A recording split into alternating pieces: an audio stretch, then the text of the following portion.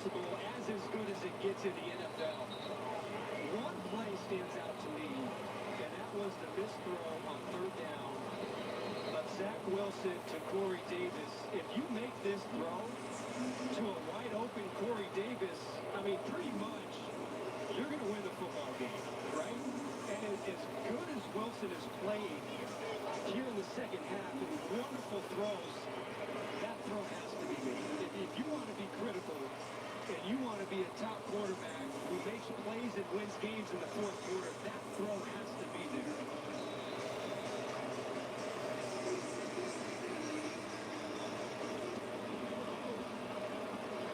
This will be returned from the 2-yard line. This is Todd Johnson. And Johnson takes a knee at the 17-yard line. So 13 seconds on the clock, no timeouts remaining, and here comes Zach Wilson. Yeah, and I think it's obvious you take the knee, and you just got to get it for overtime. You got to get the troops ready for overtime, and you've left it all on the field, all on the line, but it was a great football game, and see who can pull it out in the next quarter.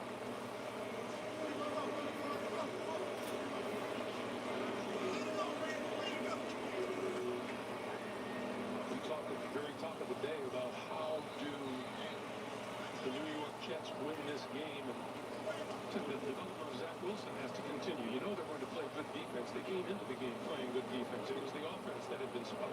Yep, they sure have. And look, we've talked a lot about Zach Wilson second half. We haven't said much about Tannehill, but he has been under huge pressure in this game. And let's face it, his receiving corps isn't, the dynamic duo of Brown and Jones. That last drive. Now, they got bailed out. It was legitimate by the pass interference. But he had to make throws. They couldn't rely on Derrick Henry. And Ryan Tannehill was excellent on that game-tying drive.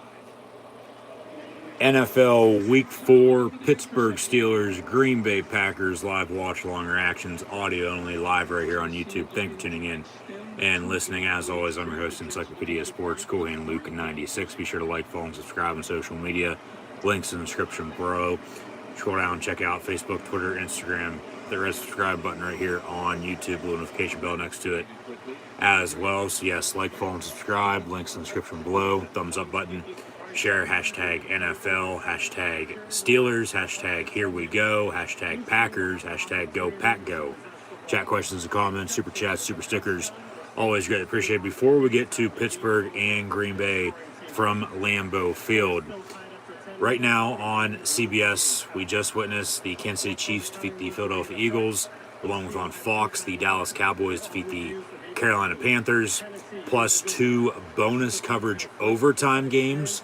Right now, Tennessee and the New York Jets, Jets are going to overtime as regulation just ended. Jets are going to get the football. They score. They win. We'll see what happens in this game. However, we just saw bonus coverage overtime game number 2 with the Giants and Saints, with the other team in NYC, Big Blue. They defeated New Orleans 27-21. Now we got another bonus coverage game on Fox with Washington on the road taking on the Atlanta Falcons, and they scored a touchdown just within the past few seconds. Previous plays on further review. It was a touchdown on the field. I believe, if I'm not mistaken, it stands, and Washington has taken the lead at 34-31. So Matt Ryan and the Falcon offense going to have, touchdown stands, 34-30. They're going to have a little no time remaining. Try to drive and score a touchdown to win it, because field goal, of course, ain't going to cut it. So to this point here, 4:30 here on the East Coast this Sunday afternoon, October the 3rd, first Sunday of the month here, NFL Week 4. It's been a pretty good afternoon for the NFL. A couple final scores. As mentioned, Kansas City defeated Philadelphia, along with Dallas defeating Carolina. Those were the 2 games I had in my area at 1 o'clock on both CBS and Fox, respectively. Cleveland also defeated Minnesota. Buffalo shut out Houston. The Bears also gave Detroit another loss as the Lions are still winless 0-4. The Colts picked up their first one of the season, though, defeating Miami. Coming up at halftime, as always, for stats and scores, take a look around the rest of the NFL as well then. But yeah, so Kansas City, Philly, Dallas, Carolina, and then we had 2 bonus coverage overtime games, one in which just went final, the Giants winning on a 6-yard rushing touchdown in OT by Saquon Barkley to give Big Blue the win, 27-21. And then the other overtime game, of course, at home for the Jets. Both teams can be playing at home at the same time unless they're playing each other, of course. Giants were on the road in New Orleans, so Superdome back up and running. Saints technically first home game of the season, even though they had a home game against the Packers. Of course, week 1, but that game was played in Jacksonville. The Jags on Thursday play Cincinnati. We'll get to that game a little bit later on, as they're still winless as well. But overtime underway with Tennessee and New York, the Titans and the Jets. So yeah, been a pretty good afternoon thus far. Falcon football as well, down 4. That is 34-30 after a potential game-winning touchdown pass there, if it stands, with the score Washington winning 34-30 from Taylor Heineke to J.D. Mosicki for a reception for a receiving touchdown. And yeah, Atlanta, basically no time left. They gotta drive and hope for a touchdown here. If Washington can hold on and win, Chase Young get Matt Ryan on a pump fake, gonna tuck it and run, gets first down into field goal territory, but field goal ain't gonna cut it. As mentioned, they gotta get up there and spike it, and then they'll have to throw a deep shot.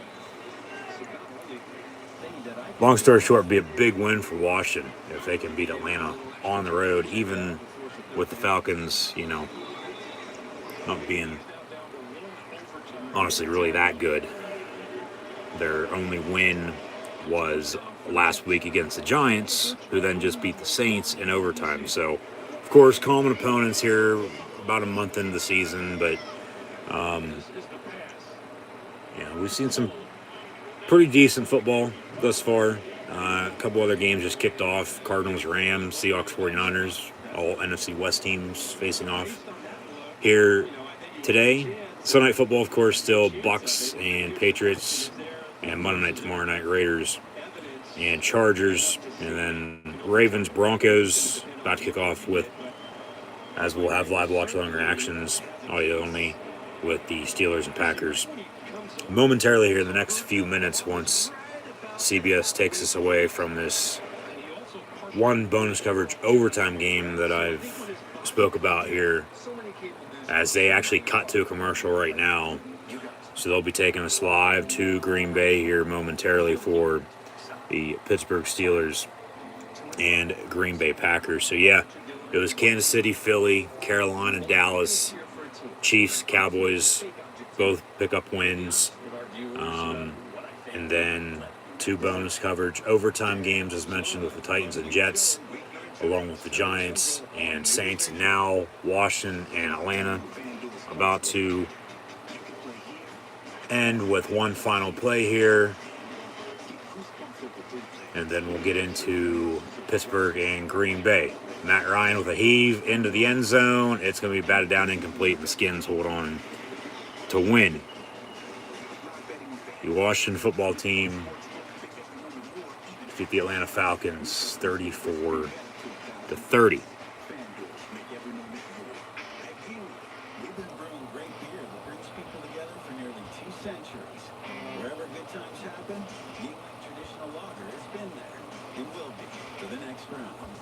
Now for the Pittsburgh Steelers and Green Bay Packers matchup, as two of the most historic franchises in NFL history meet this afternoon for the first time in 4 years, dating back to the Sunday night after Thanksgiving in 2017.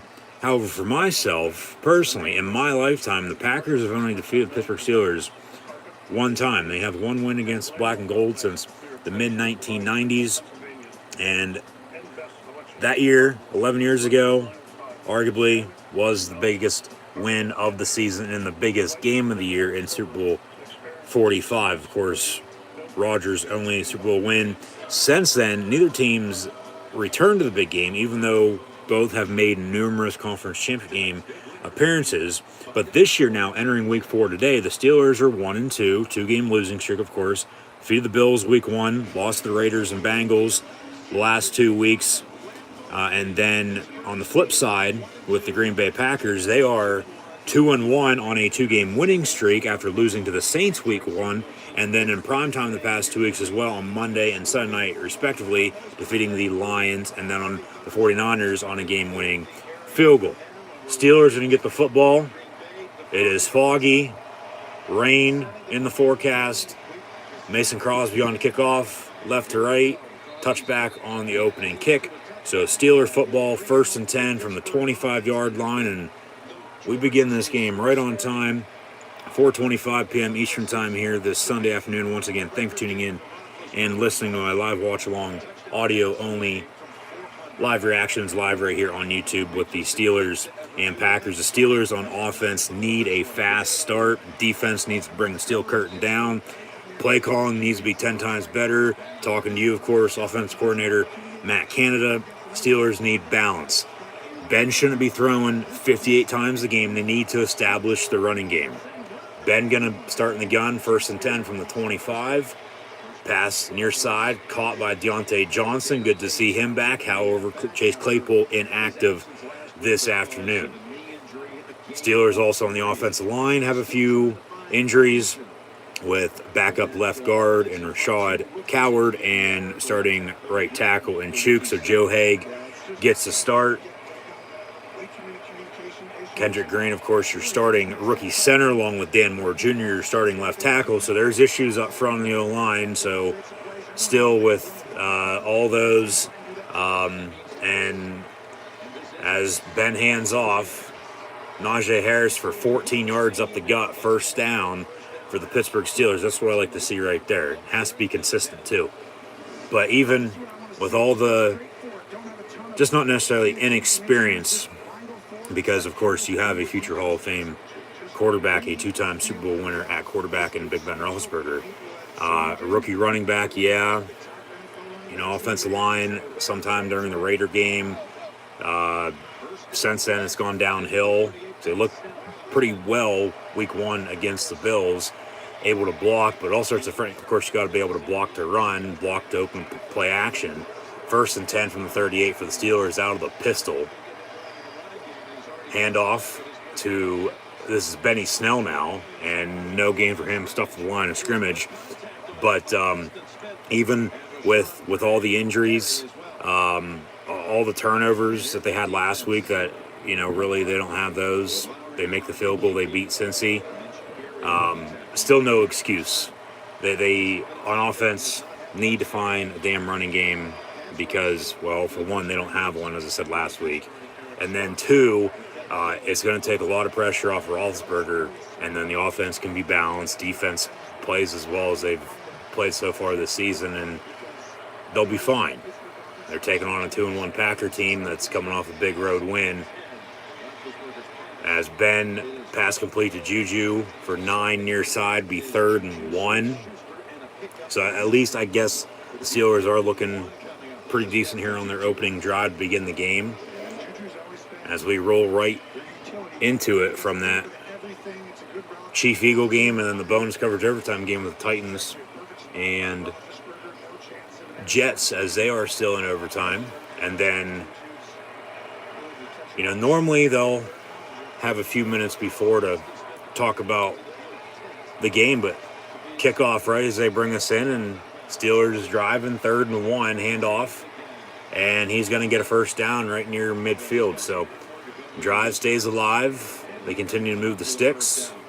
Najee Harris, offensive line, looking a little bit better here, but it's got to be consistent. They have to be balanced. It's pathetic that Najee Harris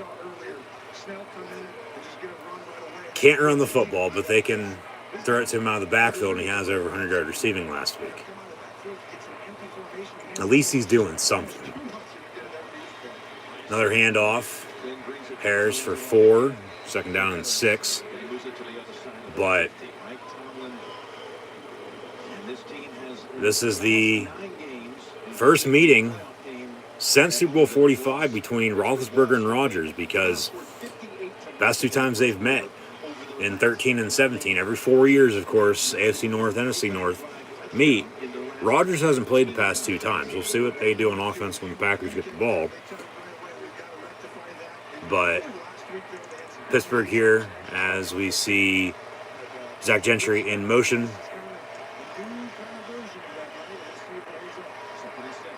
Ben with a quick bubble screen caught by Ray McLeod. 3 yards for him would be third down and about 5. That's another thing, too. Offense, defense, special teams. You know, no excuse for all the injuries, all turnovers, everything you do wrong. You still have a chance to, of course, win unless you're getting blown out and there's no time left. Who's going to step up? Because with the tight ends, who they haven't gone to really yet here today, really haven't gone to them a whole lot at all this season. Eric Ebron, once again, needs to step the hell up. James Washington, Ray McLeod for Chase Claypool because he's out. We saw Benny Snell in the ball game already, which a little bit of surprise. That's offside on 3rd and 4. Where's the flag? They're going to let it go. Ben going to go deep down the far side. Has a man. It's caught. Touchdown Steelers right in the breadbasket for Deontay Johnson. Then the flag comes in. So if it's going to be on the offside, it's going to be declined, and it's going to be a Pittsburgh Steeler touchdown. So it might have been a late flag on the offside. They are going to say offside on the Packers. Penalties declined. Touchdown Steelers. Ben to DJ 18 for 6.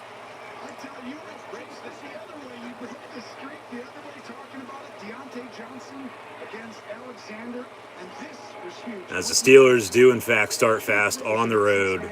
Nice 5-minute drive as Ben Roethlisberger just threw his 400th career passing touchdown. 8th all-time in NFL history. Later on tonight, of course, Tom Brady can become the all-time passing leader in NFL history, breaking Drew Brees' current record as the Bucs and Brady head back up to Foxborough to take on the Bill Belichick New England Patriots. So a 4-minute and 50-second drive from 45 yards out. Ben Roethlisberger steps up, just lobs it up there for Deontay Johnson, and he comes down with it. Maybe a little bit of a push-off, but probably a good no call. And the Steelers strike first. And Ben now, 400 passing touchdowns in his career. So congrats to Big Ben.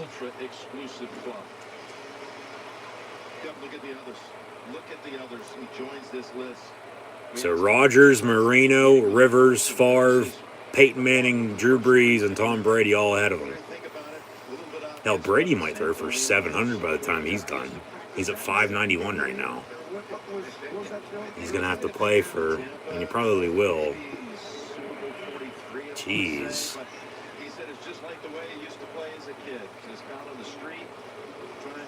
So, all right. Steelers on to kick off. 7-0 early lead. On the road at Green Bay. Haven't seen Rodgers and the Packer offense yet, though. So, how's the Steeler defense going to look on the flip side of this? And here comes Mr. Discount Double Check himself. Number 12, Aaron Rodgers. And Rodgers is at 418. He's 2 away from Ty Marino, so we might see some history today. I remember in 2004 when Peyton broke Marino's record to become the all-time, at that point in time, touchdown king in NFL history. And, now another almost 20 years later,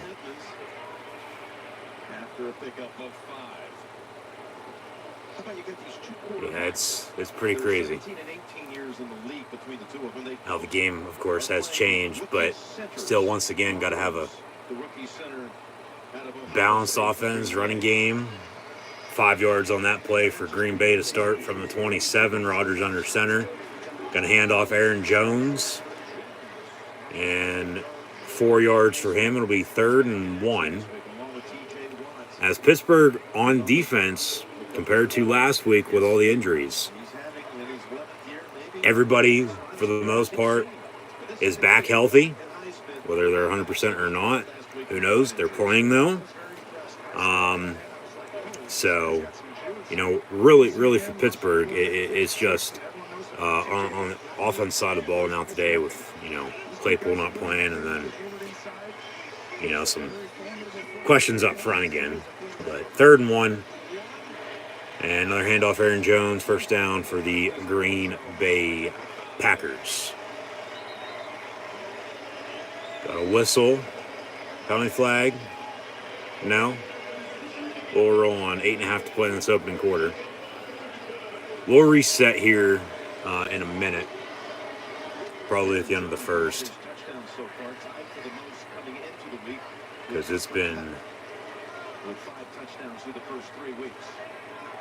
a little extra fast here since the start of the game, with rolling right into it. One game to this, to another. Well, more live watch longer actions a little bit later on as well. Sunday football with Bucks and Pats as well, so be sure to tune in. Still in overtime, Titans and Jets. Hopefully a game does not end in a tie. 2nd and 7 for Green Bay, though. It does. It's like, you talk about people as a defensive coach, you're like, they want more points in the game, right? And they got to get these guys back.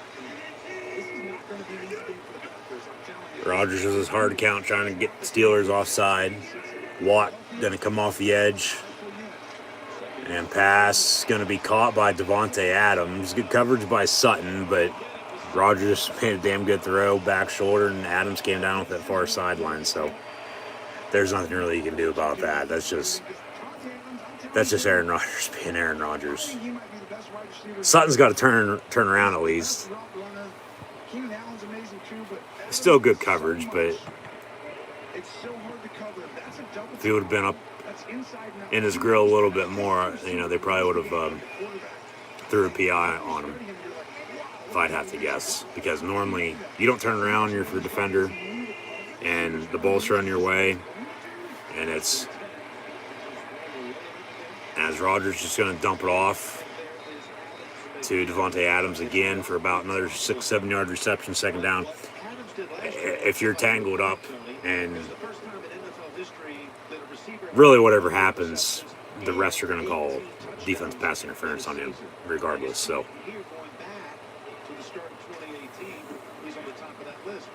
2nd and 3 now officially.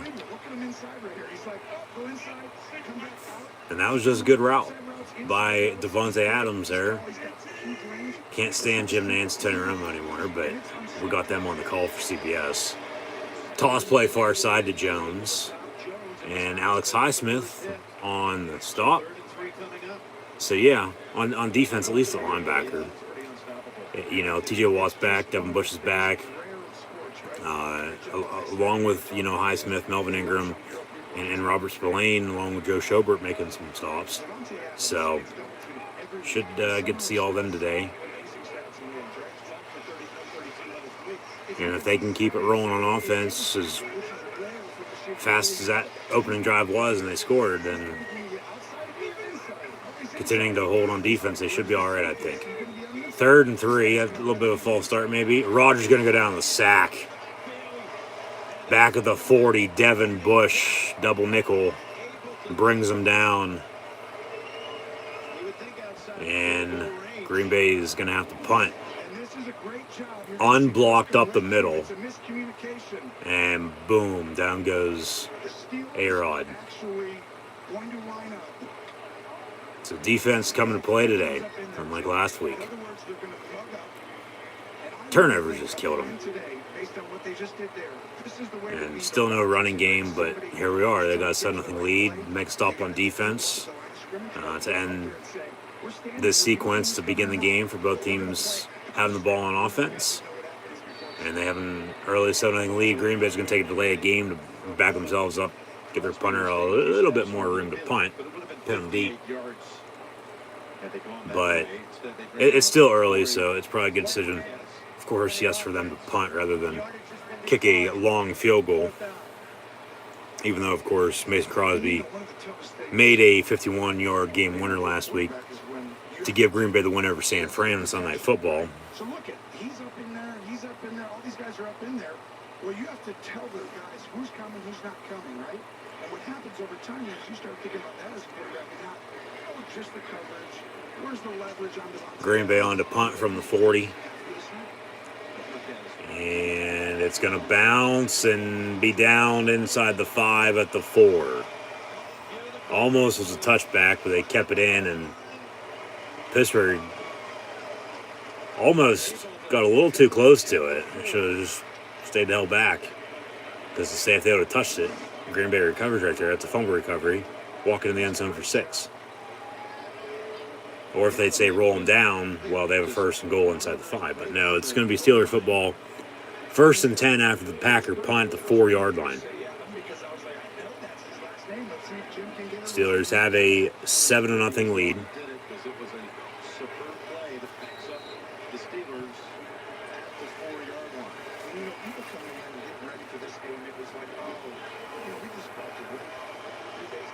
Going to start out under centers, Roethlisberger. Get this running game going. Plain and simple. Run the ball down their throat. Najee Harris for about 5 yards to the 9-yard line, so just run the ball. Let Ben be Ben. Let Ben Roethlisberger do Ben Roethlisberger things as well. Because he shouldn't be the whole entire offense by himself. But that's how it's been because they haven't been able to run the football. It's been pathetic. At least they look good on that opening drive. How do they build off of it, though, moving forward? Pass going to be short hop to Deontay Johnson near side, incomplete. So 3rd down and 5. This is where, Ben off to a perfect start today. Just missed. He wants that back in. Tracy, we were talking about it, Jim, earlier, just that he wanted. This drive's probably done. They'll probably end up punting. I'll take 1st down. I'll take touchdown drive, of course, no doubt about it, but I just have a feeling this isn't going to go well on 3rd and 5 right here. I'm not saying they're going to turn it over, but, they'll either get stuffed or it'll be incomplete. And it's going to fall incomplete. No penalty flag on a potential pass interference on Green Bay. Probably a good no call, honestly, to be honest with you. He's intended for Juju Smith-Schuster, incomplete. So, yeah, incomplete. Steelers on the punt.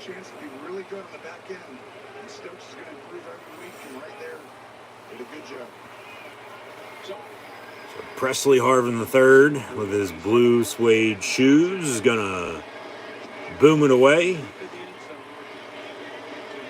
Fielded at the 46, got a penalty flag flying in. And then brought down inside Steeler territory at the 45. See what the dirty laundry is. As Rodgers and the Packer offense back out on the field. During the kick, we got a hold 10 yards from the end of the run. 1st down. Timeout. Now we'll roll with it. We're not going to take a single commercial break in this 1st quarter.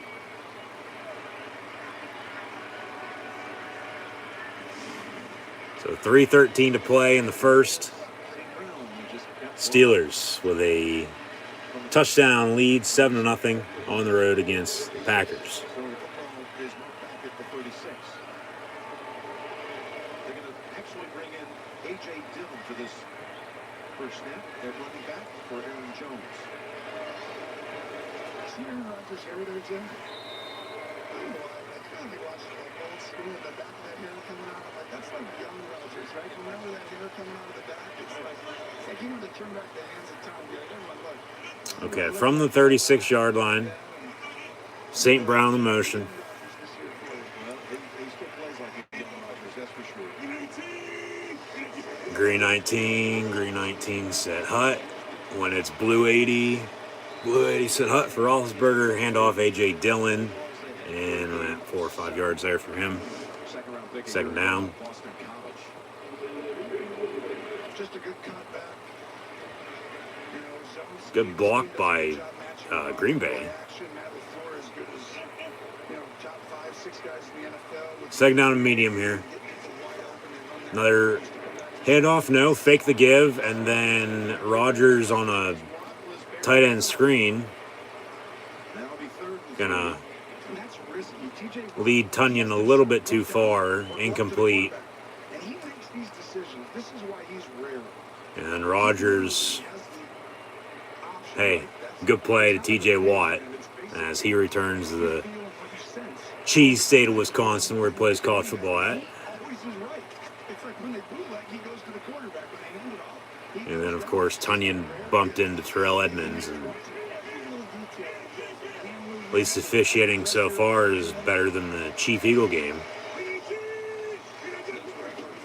1 second on the play clock. Rodgers gets it, hands off. First down run for Green Bay. It looks like right there at the marker. We'll see if they give him the spot or not. A.J. Dillon on this drive at running back for the Pack. But the white capper in that Chief Eagle game, just, and the whole crew, terrible. Any person named Land should just be taken away from that and dumped in the ocean somewhere, for God's sakes. Like, it was pathetic. There's penalty flag here about this, that, and anything they could have thrown a penalty flag for, they did earlier. This game here, they're calling it right down the middle so far. Still, end of the first quarter. About a minute to play. No TV timeouts yet. No commercial breaks in this first quarter. I think this is probably the first game in forever. If we're making history with, of course, Roethlisberger and Rodgers stay in the passing touchdown category. Hell, this might be first game ever in NFL history, or in football history, for that matter, to never have a commercial break in the first quarter. It has sort of been a slow afternoon for some of the games. I mean, like I said, it's been a pretty good day, though, for the NFL again. And we've had some good games, had some close games, but then teams pull away late, and, of course, some blowouts. The Titans and Jets are still in overtime, for God's sakes. Under a minute to play there. And the Titans have the football, down 3. So the Jets kicked the field goal, but of course it doesn't win you the game in overtime. Not unless it's after the opening drive by whoever receives. 1st and 10, Green Bay. Devontae Adams on the bubble screen. About 5 yards for him on that. So yeah, the Jets, from what I can recall, yeah, they did receive. They won the toss there. And yes, they must have drove, kicked the field goal, and the Titans have had the ball since, and see if they can do anything to avoid losing, or if they can field goal to tie it, or potentially win it in overtime again on the road, as they beat Seattle a few weeks back in OT. 2nd and 5. Rodgers going to fake the give, going to get rid of it, has a man, and Mercedes Lewis just a little too high for him, incomplete. Good coverage by Joe Hayden. As Pittsburgh's been able to get some pressure on Rodgers here thus far in this first quarter, here early on. Of course, that one sack on third down by Devin Bush to force the punt. Pittsburgh couldn't do anything on the end of it once they got the ball back on offense by any means, but they punted, so that's why Green Bay has the ball now. 3rd and 5 under a minute to play in this first. And Adams in motion. I mean, they are in field range from 34, unless another sack.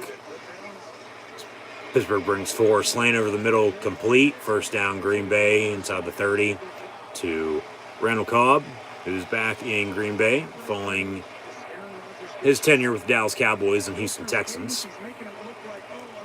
30 seconds and counting. Rodgers doesn't like that play call that Matt LaFleur just sent into him. Call another one. They'll probably just try to draw him off anyway, close out this first quarter, and then switch ends and start fresh in the second. Down 7. So, yeah, just don't jump off sides. Under 10 seconds to play here. Play and game clock simultaneous. They do snap it, surprisingly. Rodgers near side, incomplete.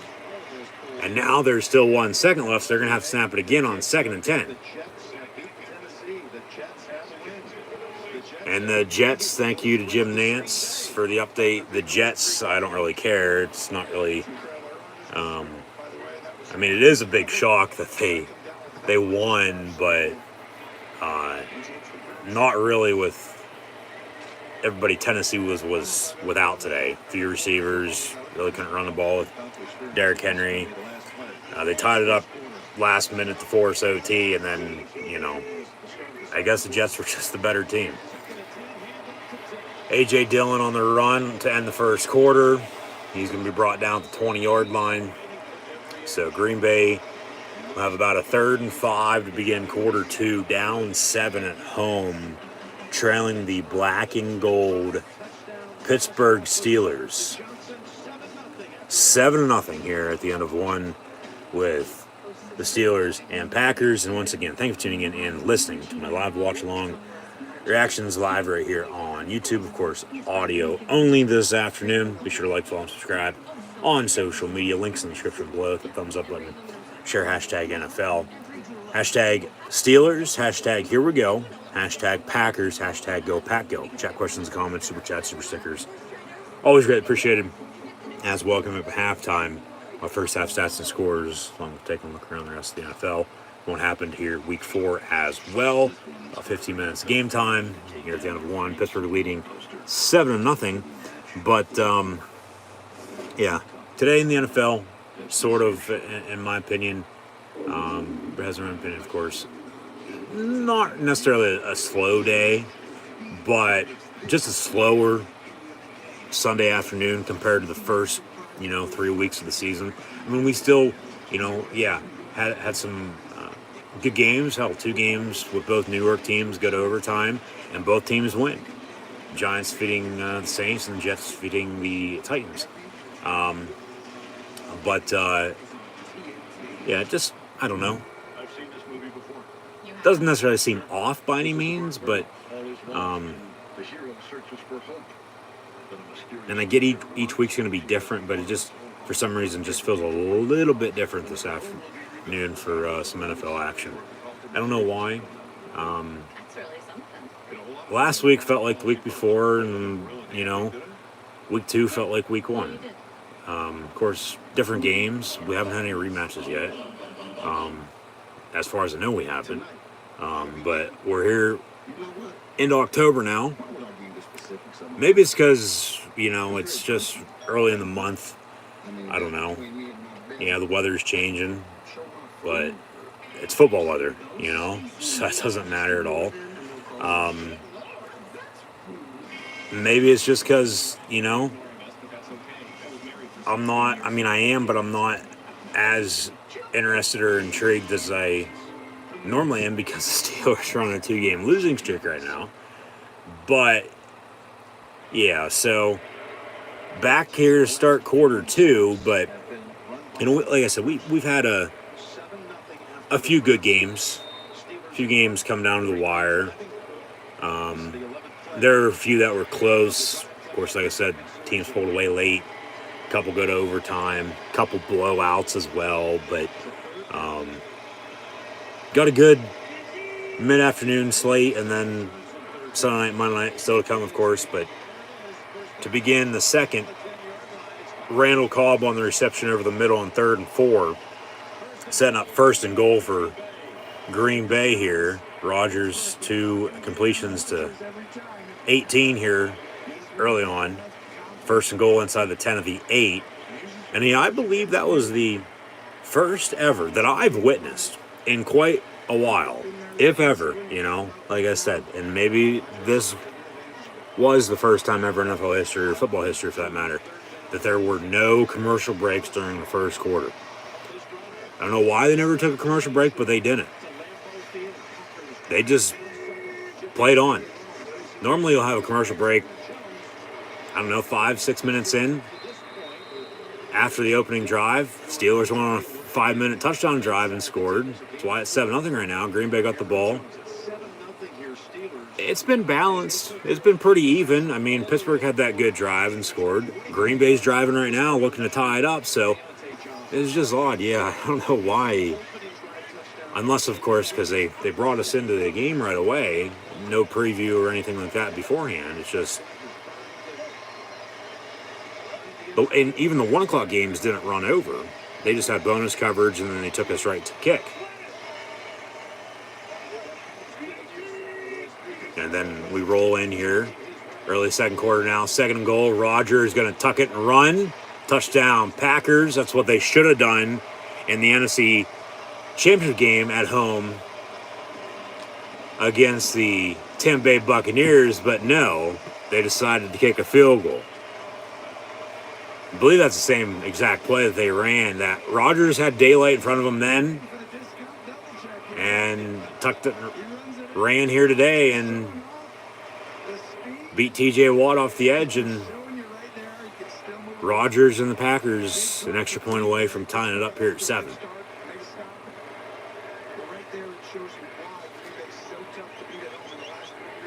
And Mason Crosby's kick up and good. Like I said, with the weather very foggy. Looks like it's drizzling a little bit. I feel like Green Bay weather is Pittsburgh weather. I feel like Pittsburgh weather, or anything in the Midwest, it's going to be raining for the most part all week coming up. That's what it looks like right now. If it rains, it rains. Sunny south, sunny south. Who the hell cares? Get over it. Global warming is not a thing.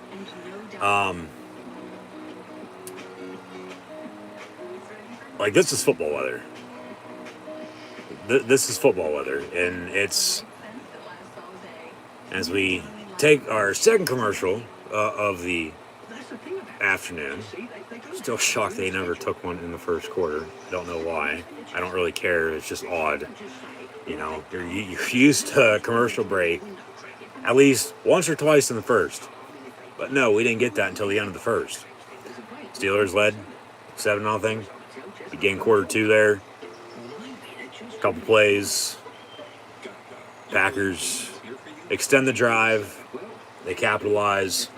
And they tied up at 7. So here early second, we're tied at 7 apiece with the black and gold and the green and yellow. A Super Bowl 45 rematch from February of 2011, in which Rodgers and the Packers defeated the Pittsburgh Steelers. The only time Green Bay's defeated Pittsburgh in the past 25 years, which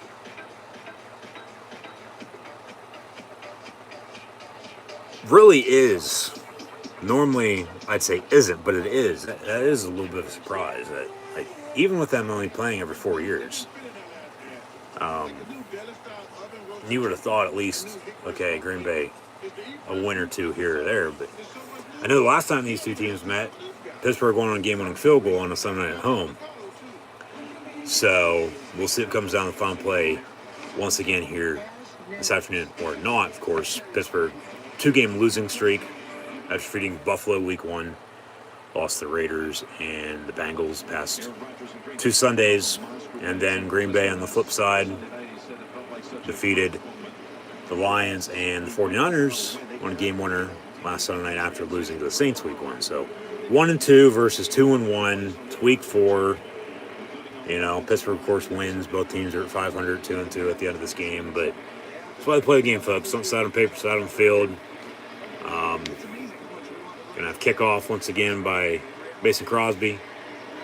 Touchback by the Steelers on the return. Ray McLeod takes a knee in the end zone. So 1st and 10 Steelers from the 25-yard line. They'll be going left to right now across your television screen, radio and audio dial. Just what Green Bay was going in the first quarter, but now here in the second, Pittsburgh's going that way as they went right to left in the first, as Green Bay is now doing that and just scoring and tied it up at 7. So we'll see what Pittsburgh can do to try to extend the lead now. From 25, 1st down and 10. 7 apiece, Steelers, Packers. We're just now tuning in. Handoff, Najee Harris. 4, maybe 5 yards for the rookie out of Alabama. Tied with a big win over Ole Miss yesterday. They stay 1, followed by Georgia at 2. AP top 25 poll. Iowa is now 3. Penn State at 4. And we'll have the top 5 showdown next Saturday from Kinnick Stadium in Iowa City between the Penn State Lions and the Iowa Hawkeyes of Live Watch Along Reactions live right here on YouTube. Then be sure to tune back in. 2nd and 6 for the Steelers.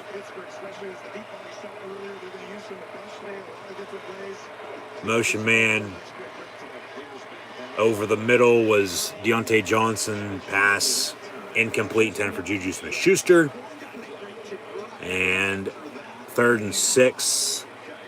Ben looked to just throw it behind Juju. Yeah.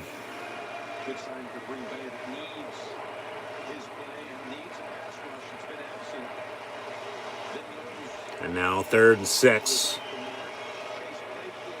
As the crowd comes alive, especially with Green Bay not being down by 7 as they were the last time the Steelers had to fall on offense. As we're tied at 7 now, so Ben, Jesus fucking Christ. A strip sack, and we'll see who comes up with it out of the pile. They're going to say Green Bay Packer football off the fucking fumble off the strip sack because they can't fucking block for Roethlisberger up front. Jesus Christ.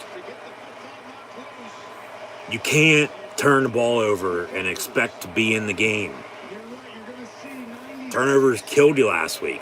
2 interceptions, the Bengals capitalized. Okay, you don't have those. You're tied at 10. You make that missed field goal. You win the game by 3. But yet you lose by 14, and now you turn the ball over on the road. Green Bay just tied it up at 7. They'll probably take the lead now once we come back.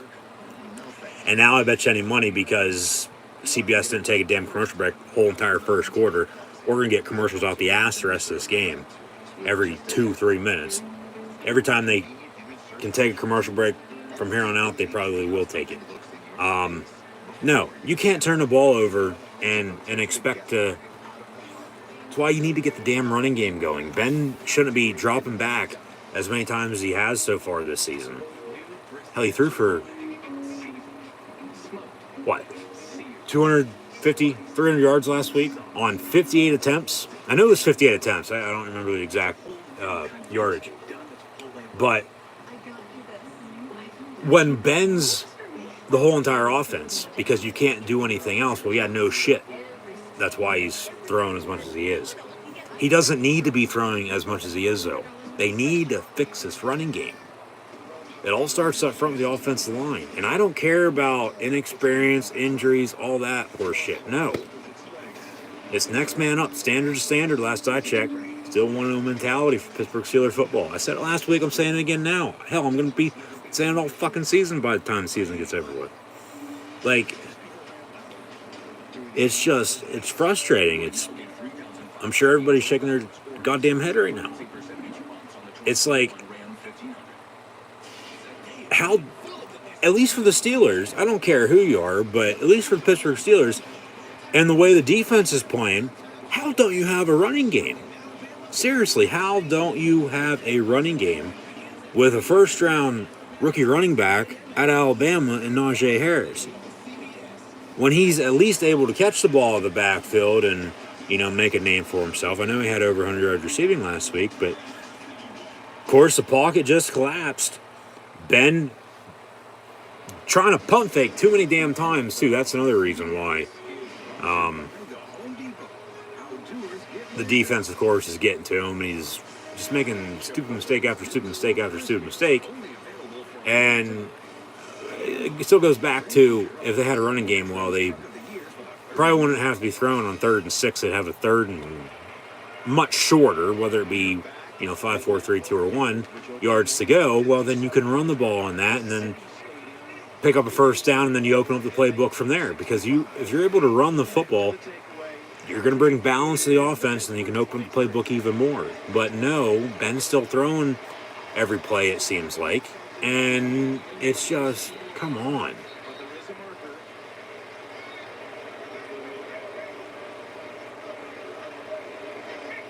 Got a penalty flag. Going to have an illegal shift or an illegal block in the back, it looks like.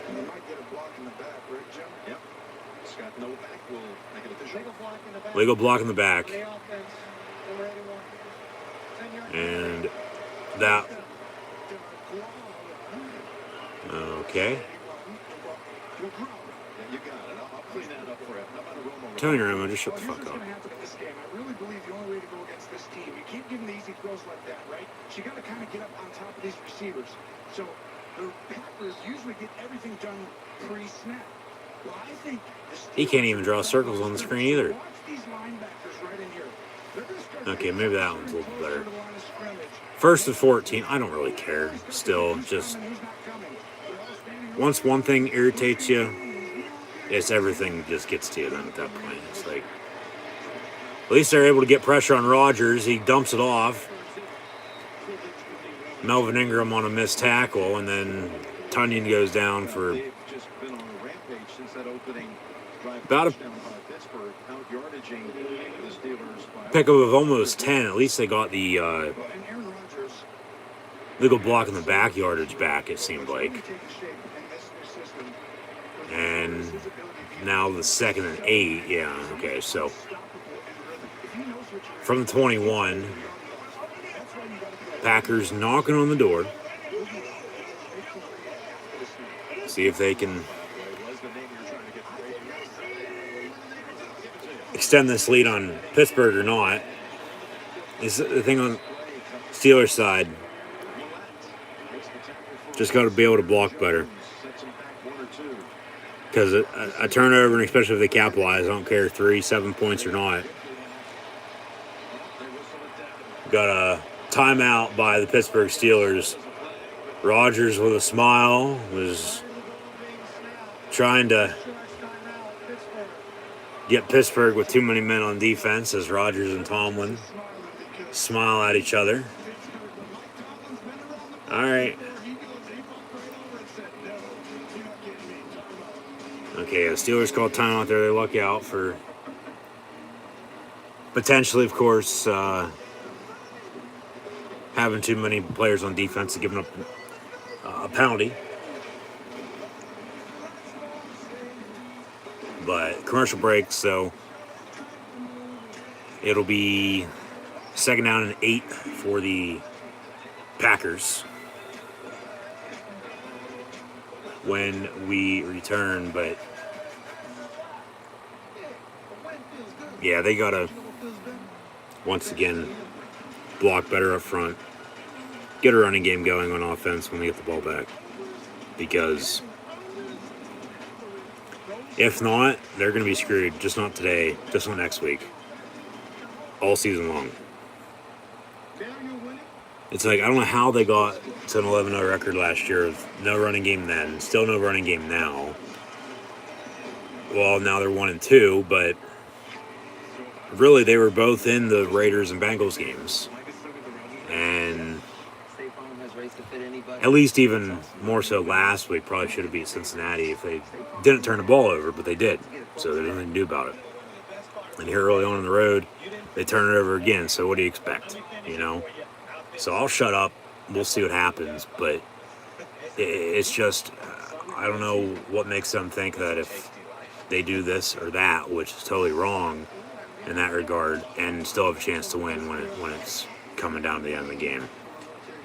So we'll see what gives. I'm sure something will, as always. But just got to continue making stops on defense, plain and simple. Close one there, of course. Rodgers almost caught him with too many on defense.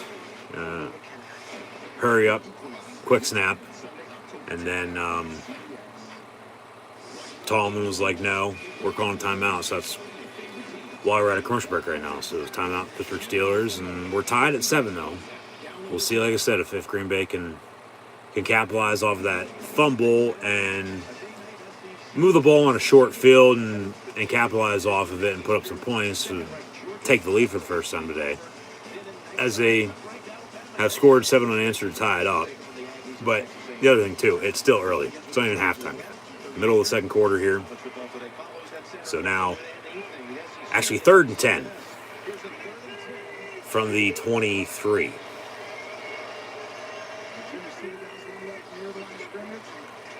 Rodgers out of the gun, looking to throw.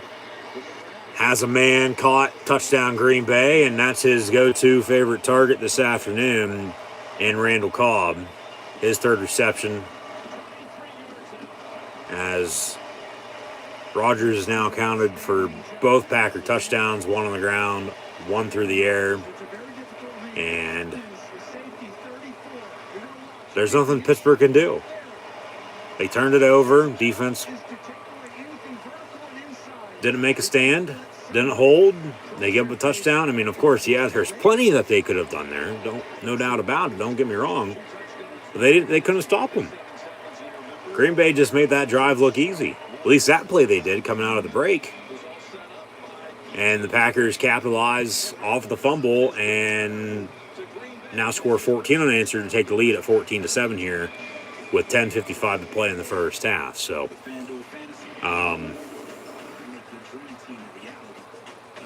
Steelers need to get the ball back on offense once again. Running game. You have Najee Harris. Surprisingly, like I said, saw Benny Snell get stuffed on a carry, but at least he was in the game. I don't get how they can't run the football. Even with as shaky as the offensive line is, like, you would still think be able to run it a little bit. But no, because then it comes down to play calling. And, well, hell, on what was it? Oh, that's right. 4th and 10, Matt Canada last week. To end the game on a 4th and 10, you're on a halfback screen. Like, seriously. This makes no sense. None. Like, what the hell? Seriously.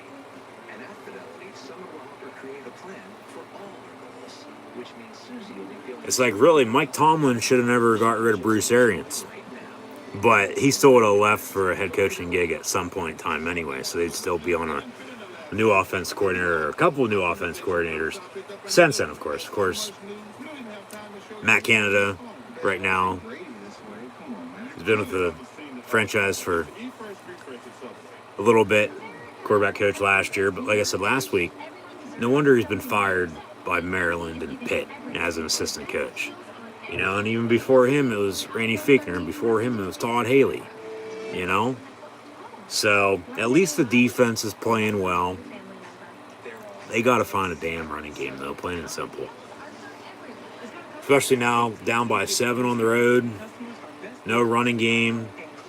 The way Green Bay's looked on offense, able to drive and score on back-to-back drives. Defense giving up that. Can't stop them. Turn the ball over on top of all that, you're done for. Plain and simple. And this game will be over before you know it.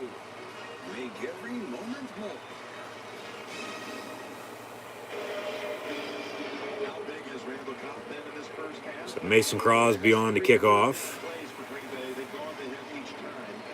Packers with a 14-7 lead.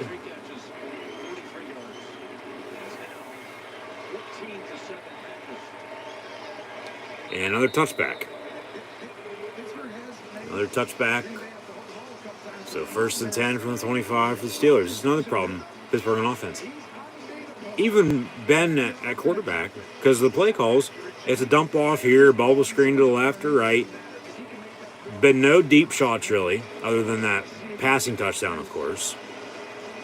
But since then, nothing. It's like they can't move the football. They're not balanced. They can't run it. It's frustrating. That's all it is. It's frustrating.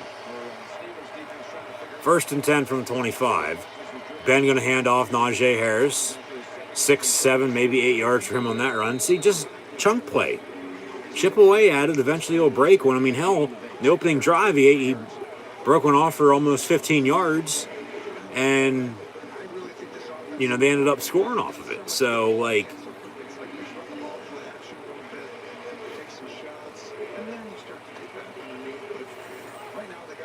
just got to be more consistent.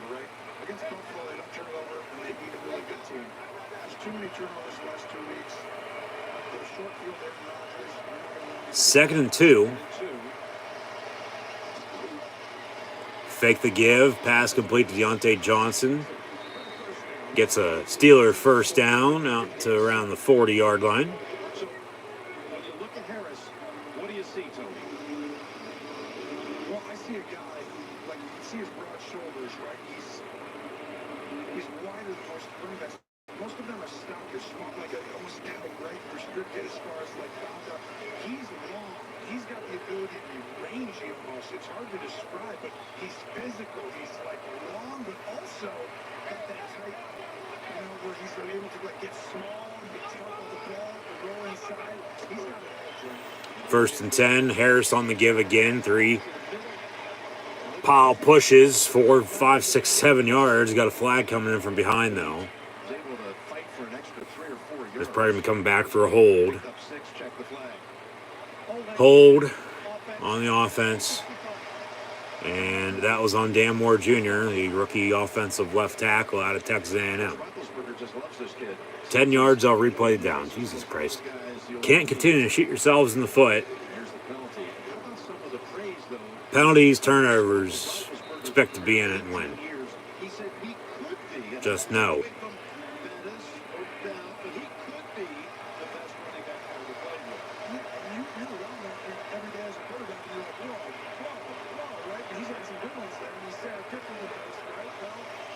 So now 1st and 20. Ball at the 29.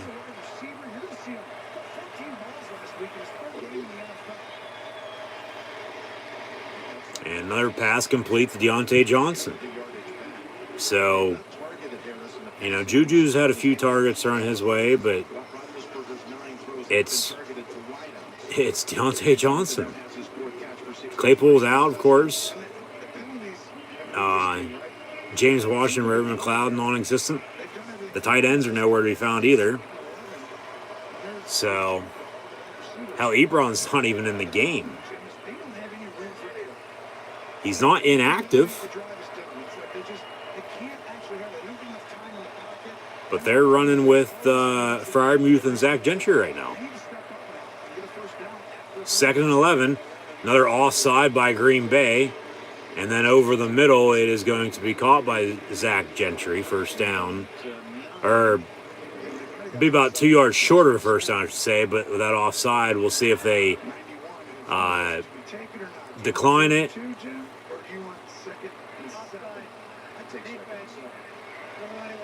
Offside on the Packers. Penalty's going to be declined. It'll be it'll be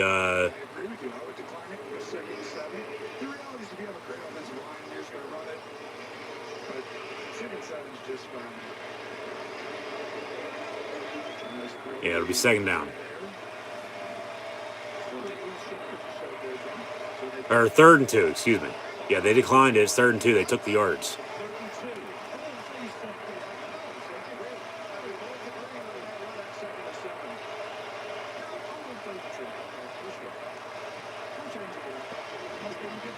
Over the middle, caught by, well, there's Ebron. First down at midfield for the Steelers.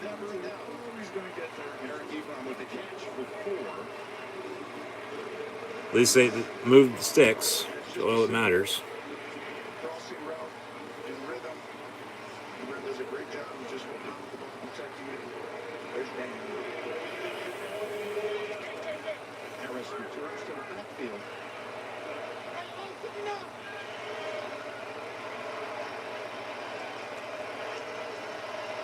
First and 10 from midfield for the Steelers. Fake the give to Harris. Another pass complete. James Washington with a catch down the far sideline. Pushed out of bounds. Another first down for the Steelers. Picks up 17. They seem to be going in his direction toward the rookie out of Georgia, Stokes 21. Still, it's who's going to step up. I mean, Ben's trying to dish it out and, of course, get it to as many playmakers as he possibly can, but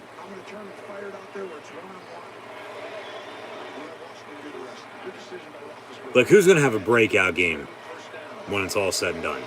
Who are we going to be talking about that won the Steelers the game today? Pump fake, Ben, first and 10, just a little too much of a bullet intended for Juju. Right through his hands, incomplete, or he would have walked in the end zone for 6. Just a little too much for him. You want that one back for sure. Oh, hit him in the fingertips.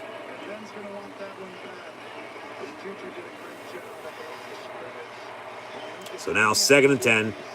They'll go back to the run here, probably. Run the ball. Ben under center, 32. Washington in motion.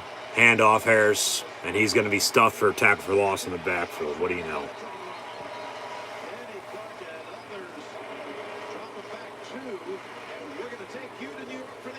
And now we got our first update. What do we got? Baltimore and Denver. Lamar Jackson playing. Former Steeler Le'Veon Bell active at running back for the Ravens today as well. Ravens lead 14-7, just as the Packers at home lead the Steelers by the same score.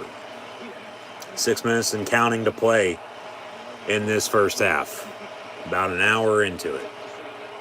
Coming up at halftime, first half stats and scores. Take a look around the rest of the NFL as well, so stay tuned. 3rd and 12 from the 34.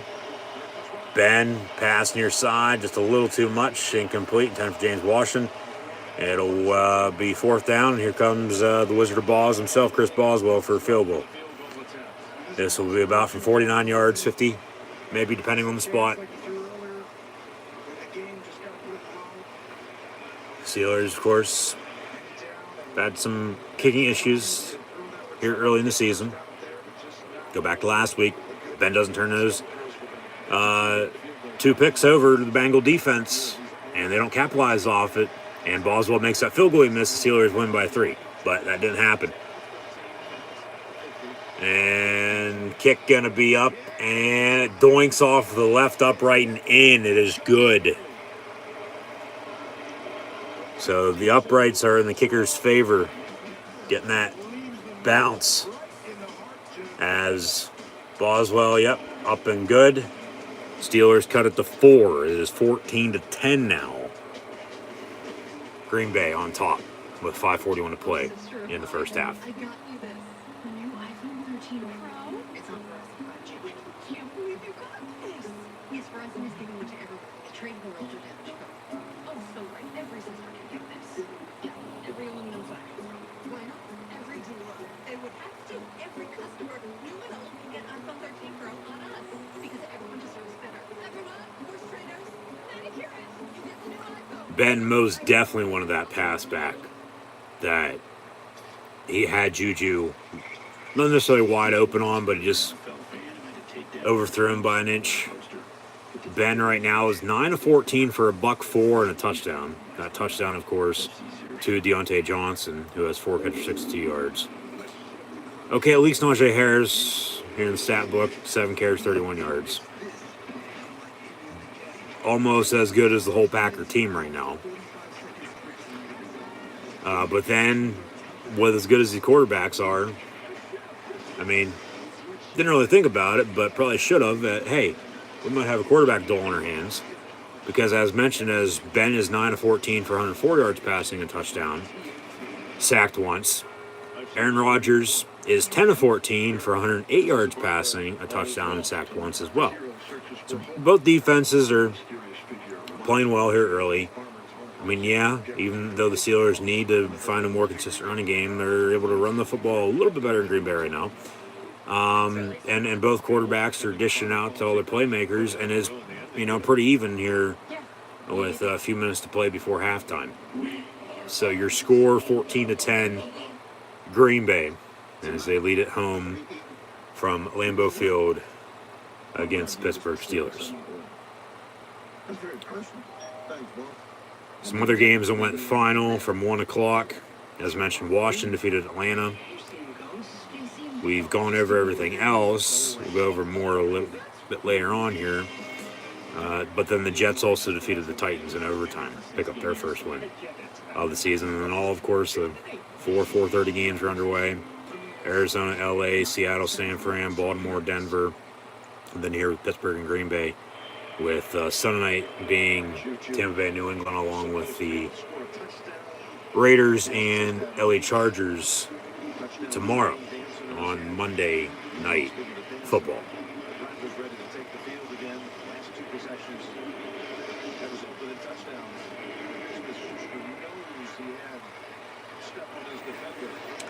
From the goal line on the kickoff return, Green Bay out to around the 15-yard line.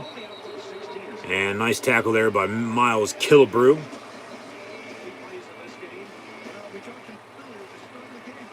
So it'll be 1st and 10 for the Pack from there.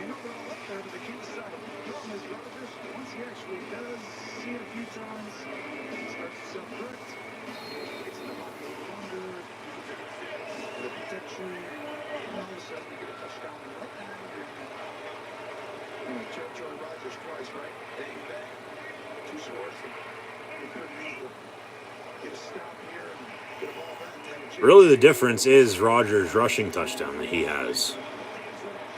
And then, of course, Pittsburgh with the field goal to cut it to 4. But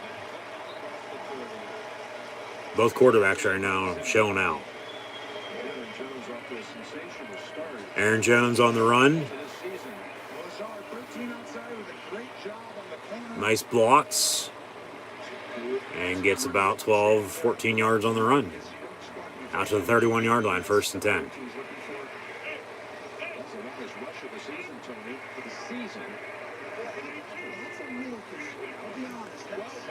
Pump fake from A-Rod. 12 over the middle, complete to Lewis for 8. 2nd down. Mercedes Lewis. Long-time NFL vet. A reliable tight end alongside Big Bob Robert Tunyon for this Green Bay Packer offense.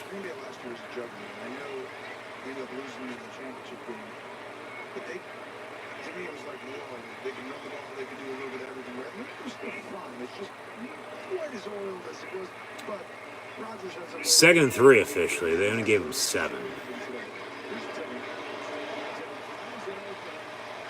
However, ain't going to matter. Another 1st down for Green Bay as A.J. Styles Dillon picks up a 1st down run. Wasn't a phenomenal run by any means, but it was enough for a 1st down before Pittsburgh with Mondu and Minka Fitzpatrick making the stop.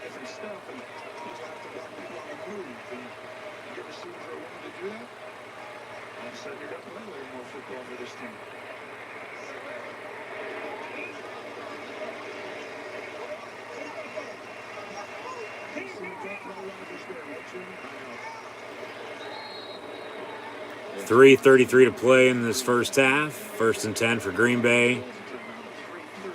We're going to have another timeout. And we'll take a TV timeout as well. Packers lead 14-10 over the Pittsburgh Steelers, as right now on Fox, following football. As mentioned earlier, in my area at 1 o'clock, of course, it was Chiefs-Eagles, and Andy Reid's return to Philly. And then also on Fox, it was the Panthers and Cowboys. Of course, saw some bonus coverage overtime games, plus another game with Washington, Atlanta. Come down to the final play with a Hail Mary. Of course, the post game as well, alongside with the start of the Steeler-Packer game. Right now, though, with the WWE and pro wrestling, of course, after Extreme Rules last Sunday, if you tuned in and watch those, thank you. If you didn't, go check it out right here on the channel. Also, go look at those videos that were published last week from a pro wrestling event that I recently attended. There'll be more videos published this upcoming Tuesday as well, plus some more in the next few weeks too, so keep an eye out. Just be sure to subscribe.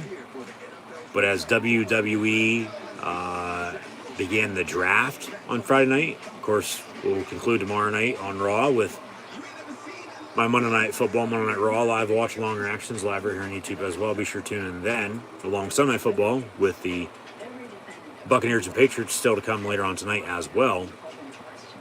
The WWE is on to WWE Crown Jewel a few weeks from now on a Thursday on the 21st over in Saudi Arabia for their blood money. But the King of the Ring, along with the new Queen's Crown tournament, begins this upcoming week. So on Fox right now, what I'm getting at is they are currently showing, as we were also supposed to be watching the NASCAR race today too from Talladega, but postponed to tomorrow because of rain.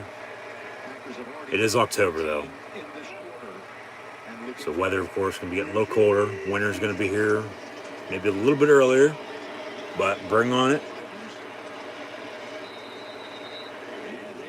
Bring it on. Bring on the cold weather. Would rather have it be September, October, November, December. Actually, really just the fall, all hawkier. Say like September, October, and November. Maybe a little bit of December with Christmas, but nothing else. Just have it be like that all year round. That's perfect. That's fine by me. No, but they were showing a preview to the couple upcoming tournaments for the King of the Ring and the Queen Crowns tournament in the WWE, showcasing all the former winners and who could potentially win it, I guess, this year. So back from break, first down for the Packers.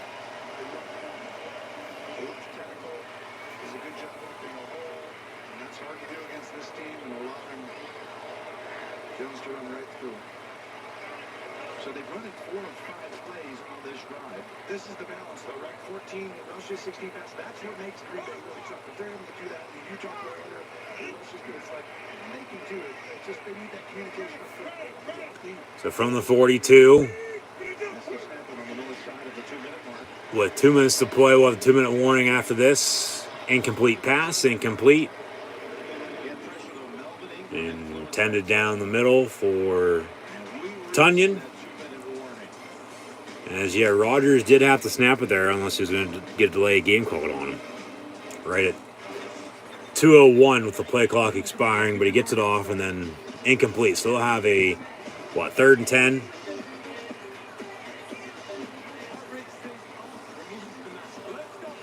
Yeah, 3rd and 10 with about 2 minutes to play, 1:57 to be exact here. The 2-minute warning in this first half with the Pittsburgh Steelers and Green Bay Packers. So, once again, thank you for tuning in and watching the live watch-along reactions live right here on YouTube. Audio only once again this afternoon.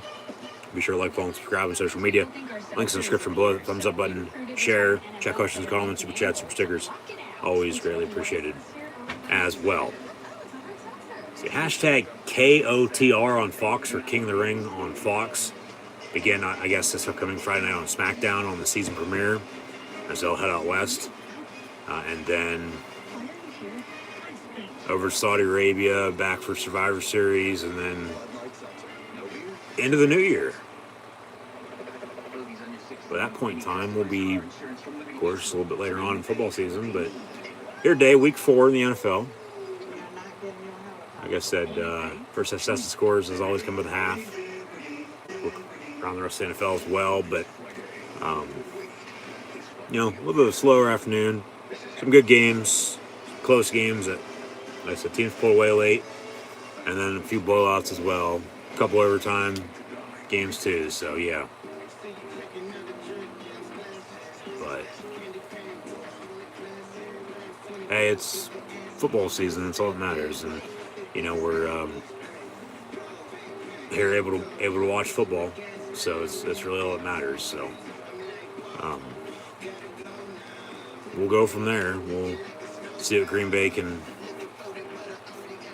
do with 2 timeouts, I believe. Yes, with 1:57 and some decent field position right now.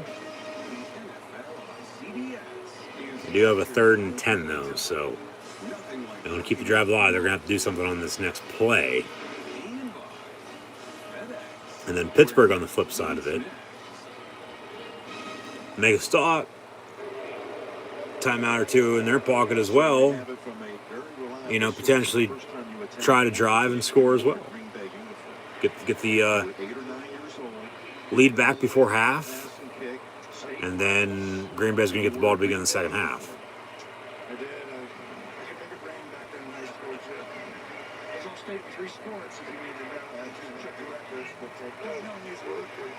So both teams with 2 timeouts officially, and it's 2nd and 10.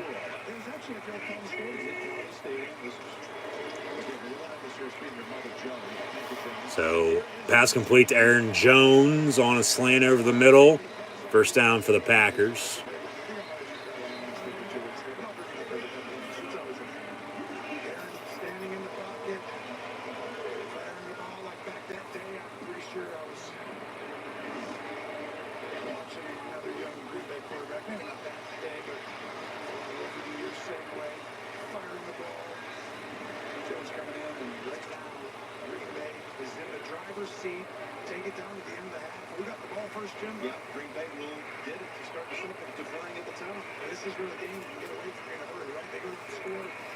Yep, exactly. Pittsburgh needs to make a stop. Rodgers incomplete near side 10 for Devontae Adams.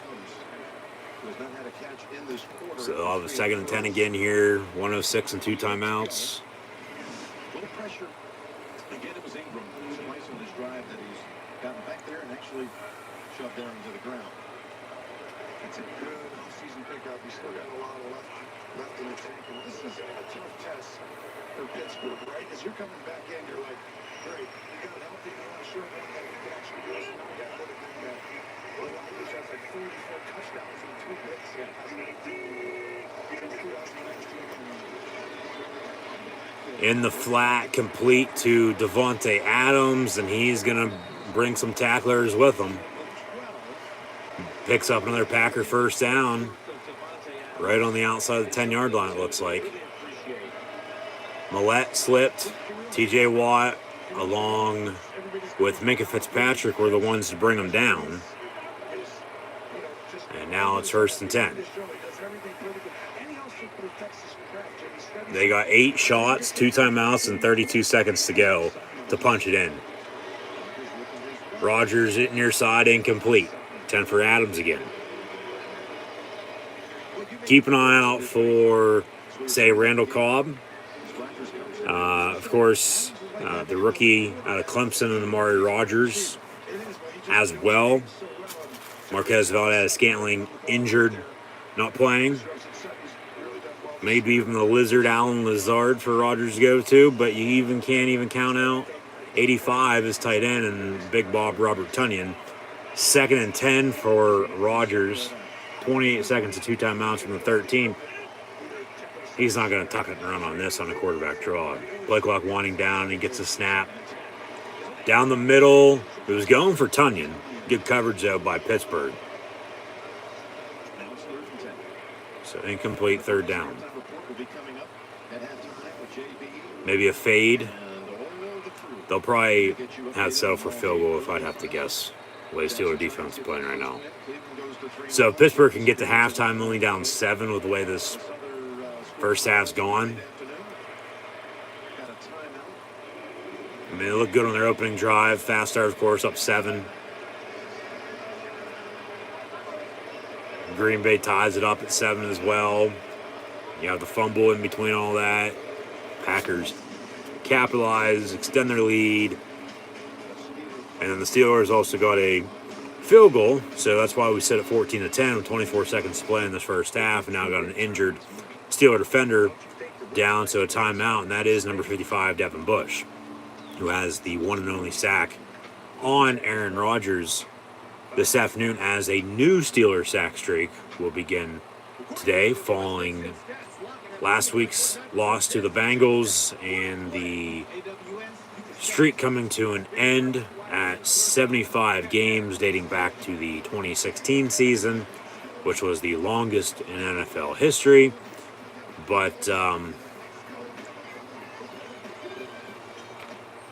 hey, as long as they're still playing good defense, really, who cares about that? All good things must come to an end at some point in time anyway. So, I could probably guarantee you they could probably care less about that too. To be honest with you, at least Mike Tomlin saying that to the media, if I have to guess. But if they can hold them, field goal, so if we don't give them a touchdown, or nothing at all, even better.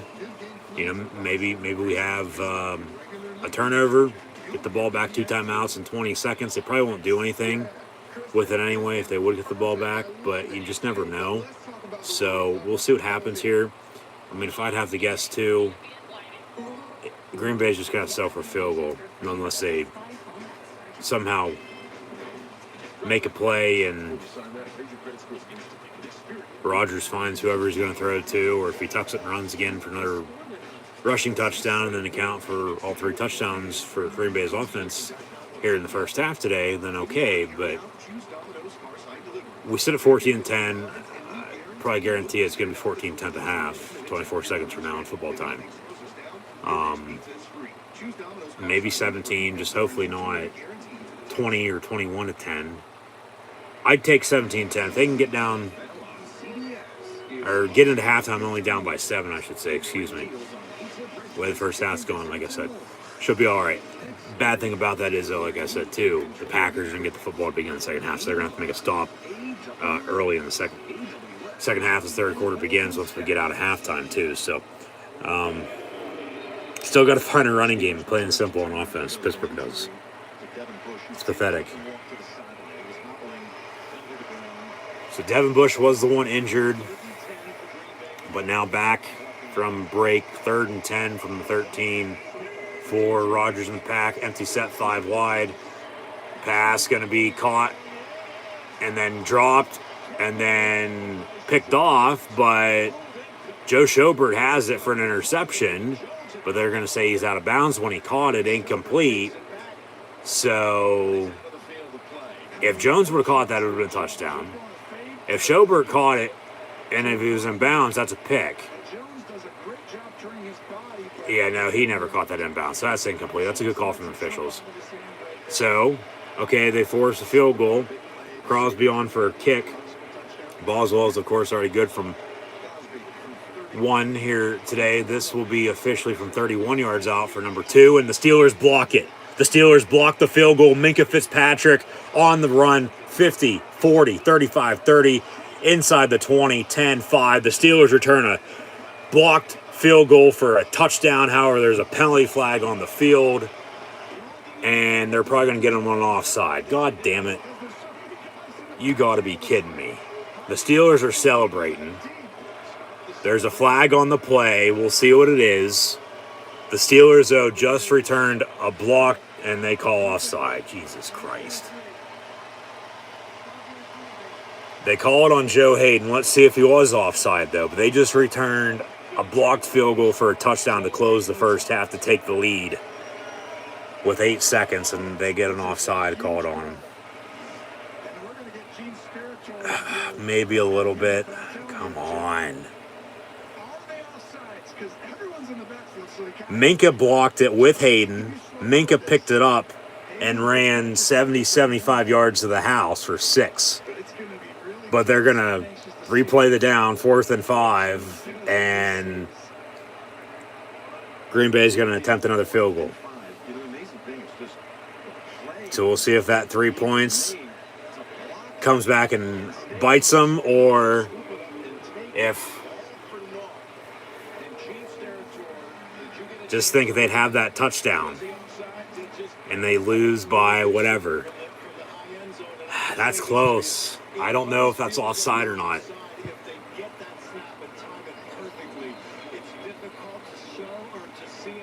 I don't know about that. The snap was going. They came off the edge, got through the line, and arms up, blocked it, and off to the races they went, but no touchdown. And now from 26 yards out, we'll see if they can do it again. Probably not. Kick up and good, 17-10 Packers. Come on, you gotta be kidding me. Shit. It can't be that far in the backfield without jumping offsides. Back at 30. After this from Progressive Insurance. For new homeowners, a football game can really break. Oh well, nothing you can do about it. What I say though, maybe, okay, they get the ball back or make a stand.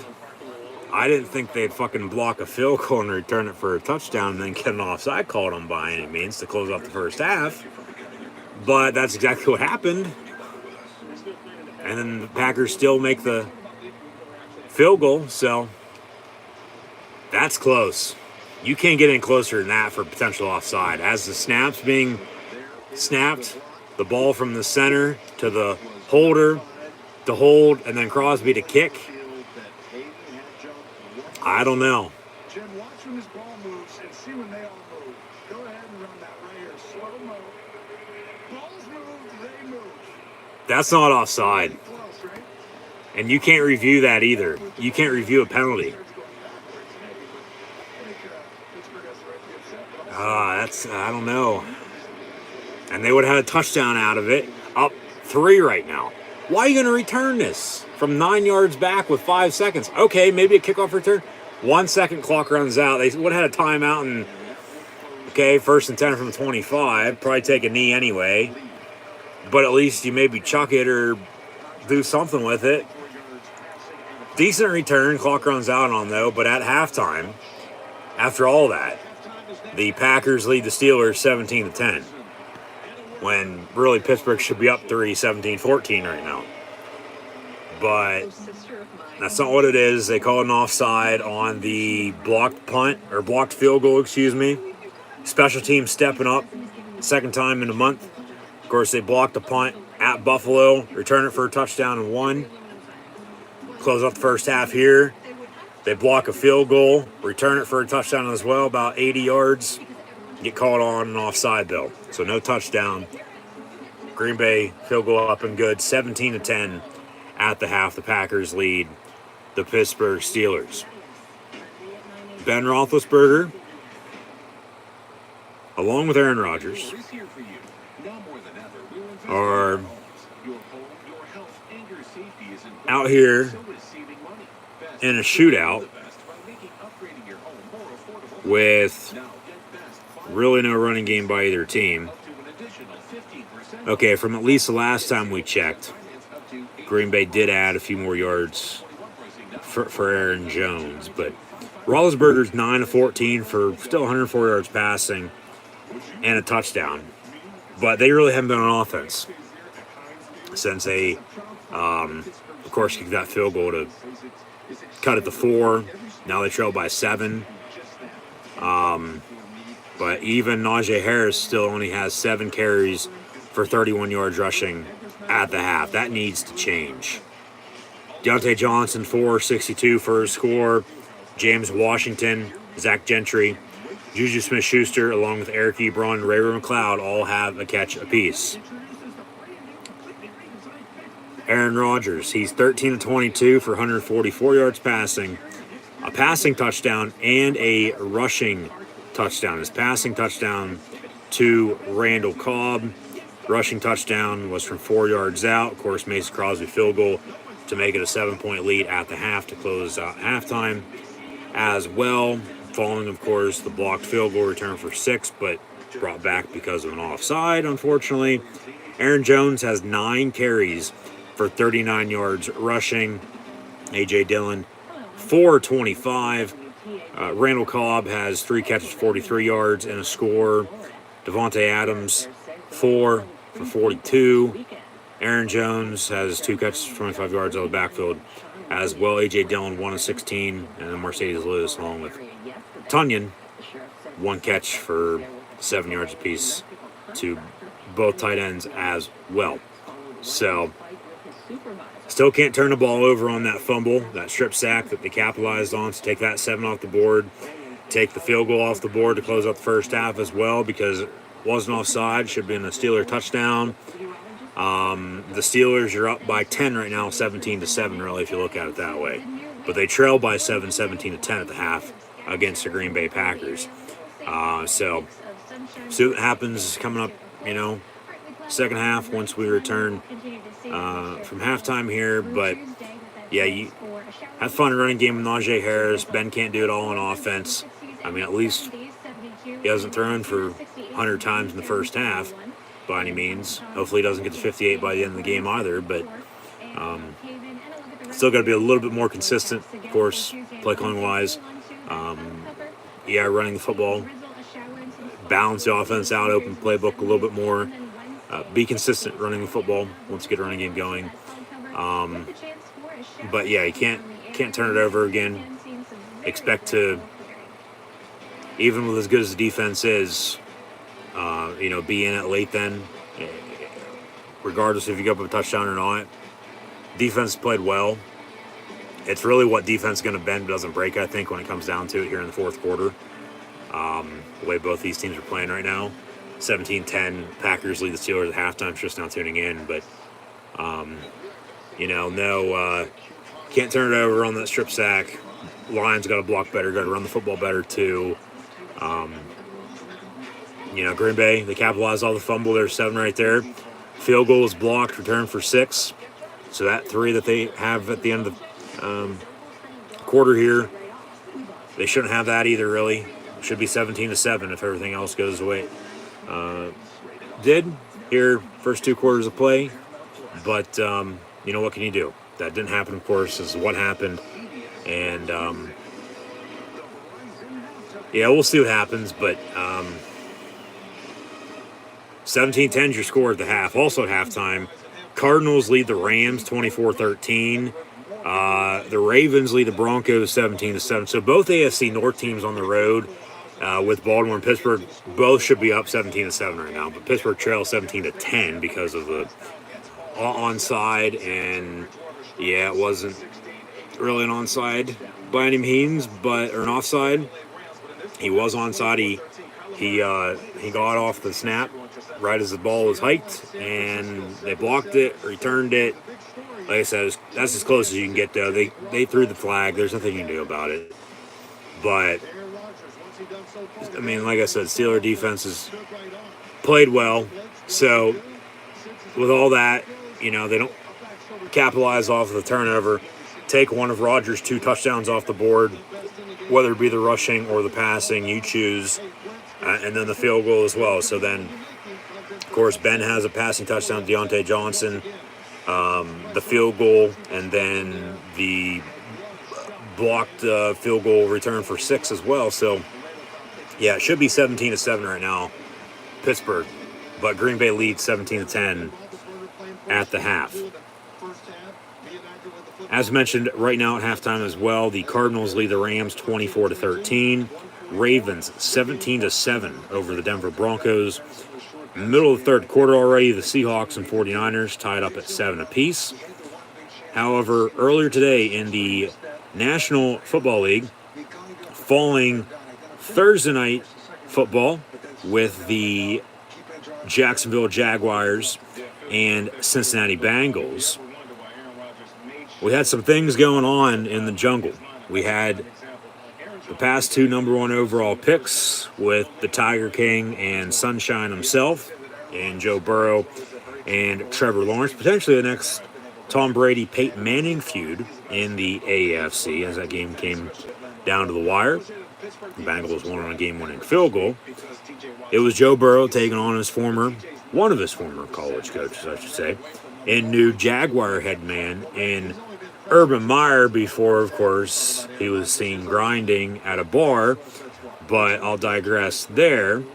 But Meyer coming in the game, 0-3, still looking for his first NFL win. Well, even after the game, maybe that's why he's trying to get some excitement in the air, build off of that moving forward. I don't even know who the Jags play next week by any means, but Jaguars lost, so he's still looking for his first win.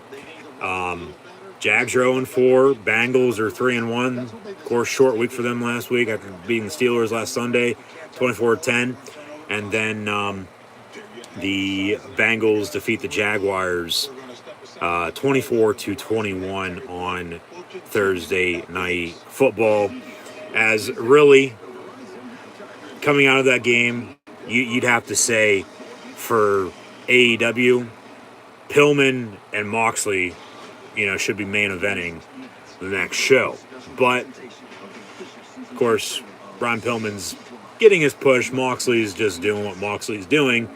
But with all the ties, of course, to the Jaguars and the Khan family and then the city of Cincinnati, the Bengals and the Jaguars, hell, we had the Lions, no Tigers, unfortunately, but the Bears faced off today as well with Chicago. Justin Fields picking up his first NFL win. They send Dan Campbell to an 0-4 record, as well as a first-year head coach in the National Football League.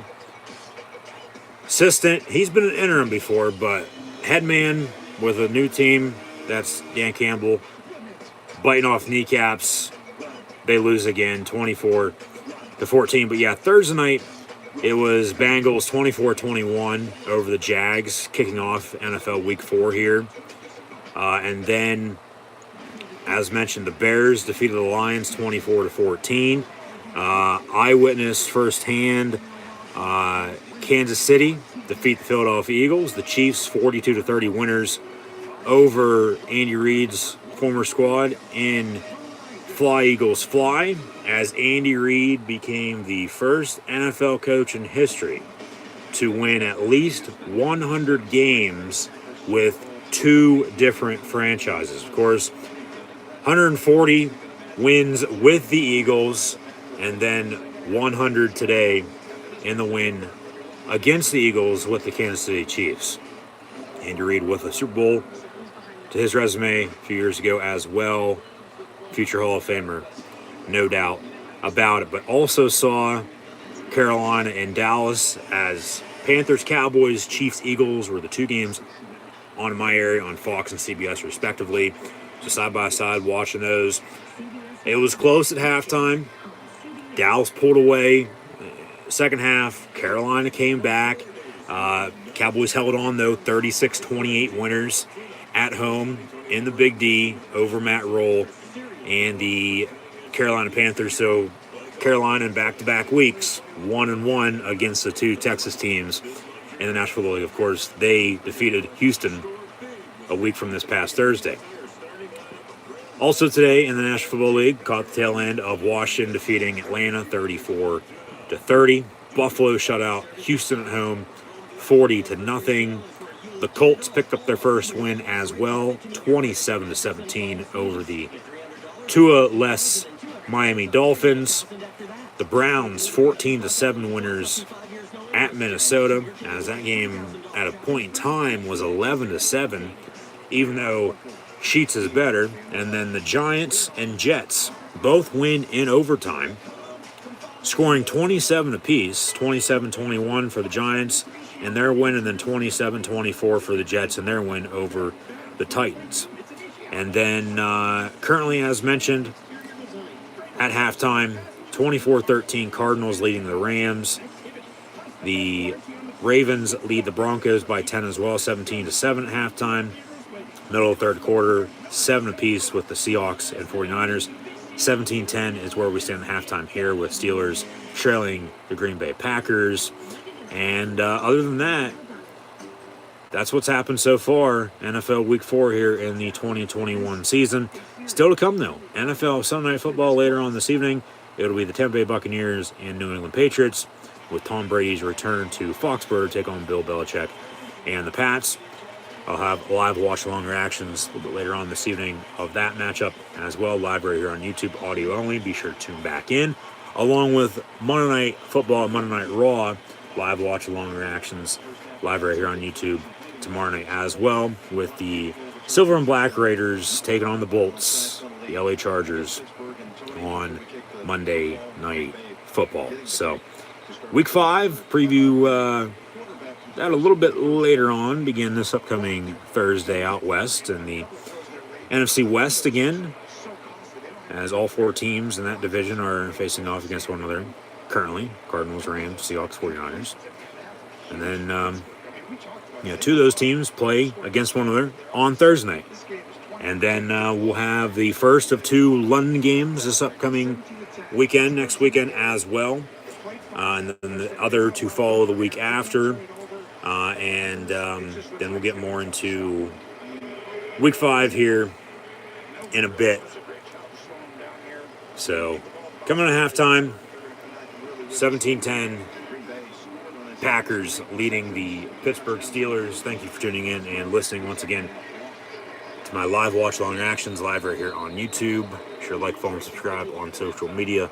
Links in the description below.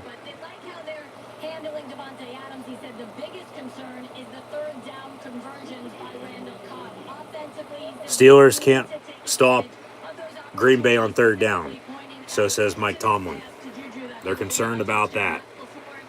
Well, yeah, I'd be too a little bit, honestly. We'll see if they can hold them on defense, get something going on offense, especially the running game. Maybe special teams steps up again.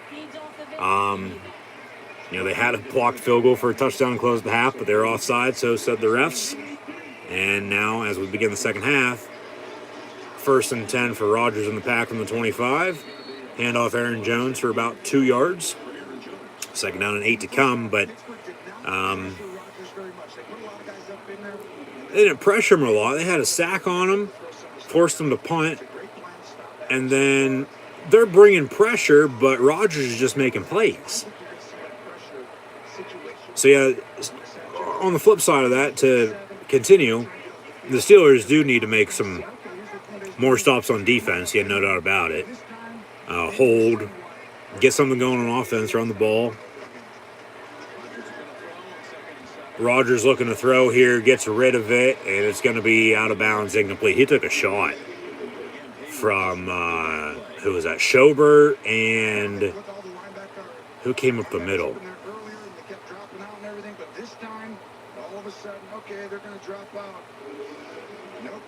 Fake the give to the back. Aaron Jones blocked Schobert. Schobert still got to him. Oh, it's Cam Hayward who came up the middle. Throwing Rodgers down as he threw it away, incomplete. So 3rd and 7 now for the Packers.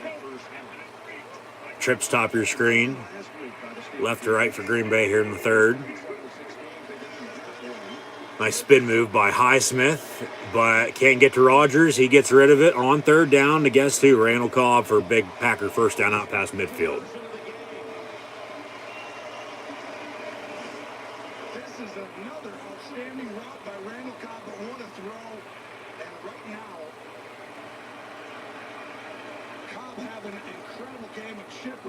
Same thing they did against San Francisco last week. Protect Rodgers on the edge.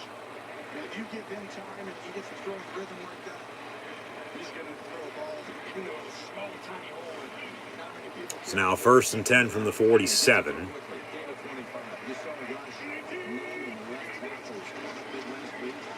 Handoff, Jones to the 40.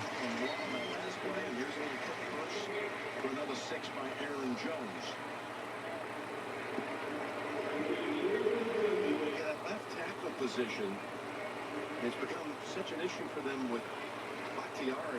not going to be back for probably another 3 weeks. There he is. After the ACL last year. PUP for him.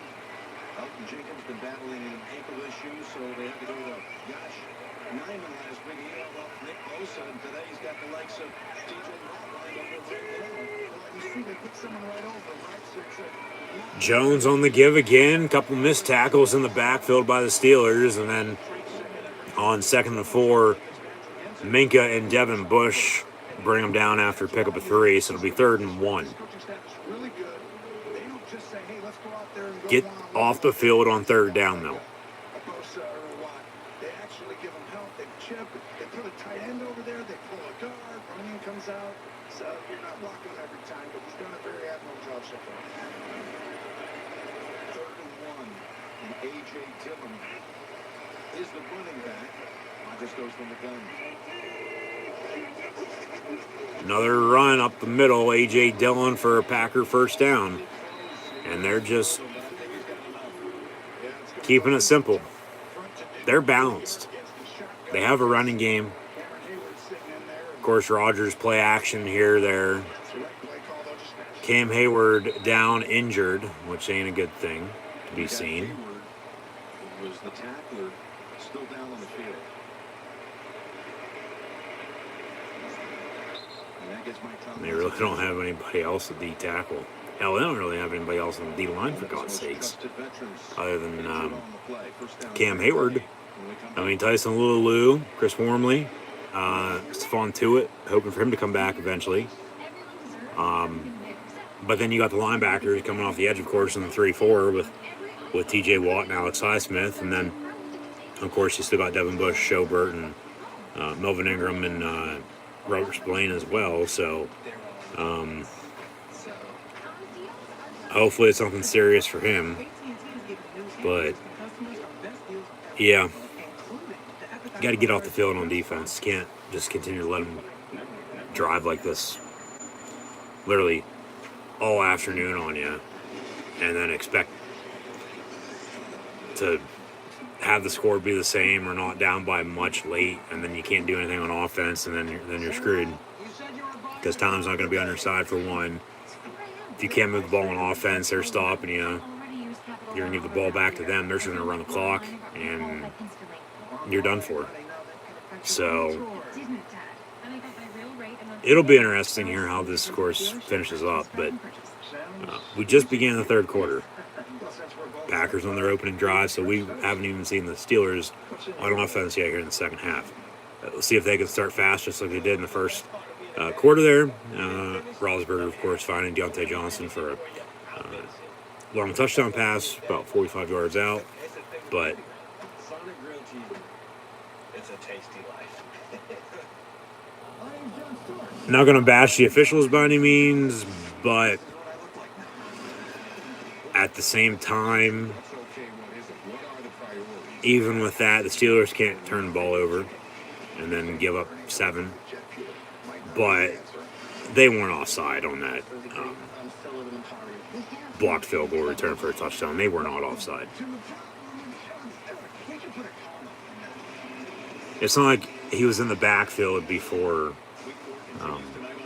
the snap and then the kick was even up. It was pretty much simultaneously.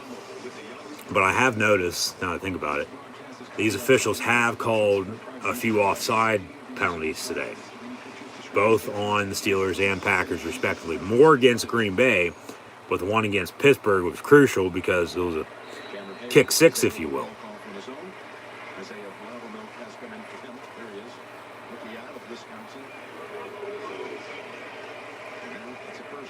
So 1st and 10 for Green Bay.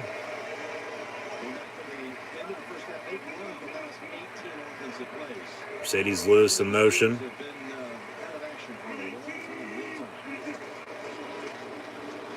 Three-step drop for Rodgers. A little too much for Devontae Adams. Incomplete. 2nd and 10. As Pittsburgh's continuing to bring pressure, it's just earlier, Rodgers was making some plays. There's nothing you can do about it. Now they're going to try to turn that up a notch and get to him a little bit more, hopefully, and then go from there.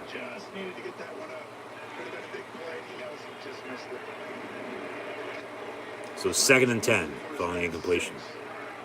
17-10 for Green Bay as they lead, as Cameron Hayward's back out on the field. Probably just cramped up on that play when he went down. TJ Watt almost gets to him, though. Over the middle, complete to Aaron Jones. And then Highsmith brings him down along with Schobert at the 10-yard line. 1st and goal. There's a flag on the play as well. Personal foul, roughing the passer. Are you kidding me? It was on TJ Watt. I'll see if it was a roughing the passer or not. Because if not, then these officials are once again... Okay, that was a little bit late, but not by much. But they still threw it, so there's nothing new about it. As long as they picked it up and said no flag. Yeah. TJ Watt can't get away with that, but watch the communication. Mr. Ernest, they don't know. What are you doing? You covering it inside? No. He thinks he has help. It's a busted defensive call right there. That can't be paid. That explains it. So now 1st and goal. They're going to be 1st and goal or 1st and 10, depending on the spot. They mark them at the... Well, of course, okay, yeah, half the distance on top of that with the penalty. Yeah, so it would have been right there on the 10-yard line, 10, 10 and a half, 11. But then down to the 10, half the distance with the penalty, 1st and goal from the 5. Jones on the give there loses a yard or so. It would be 2nd and goal. Green Bay looking to extend their lead.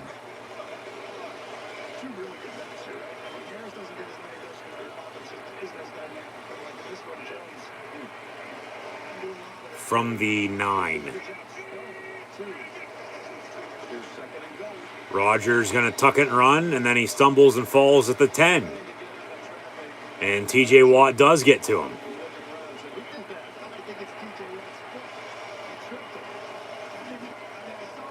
And now we got a penalty flag, and they're going to get TJ Watt for tripping now. Are you kidding me?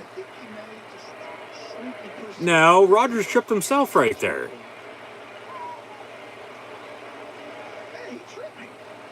There's no way in hell he tripped him. He tripped himself.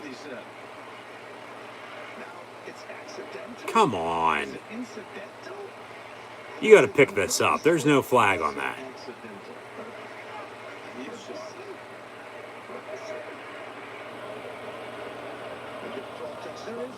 No foul. They pick it up. Okay, good. Good. Of course, the fans don't like it, but... No. No, there's no way in hell he tripped him. He tripped himself. No.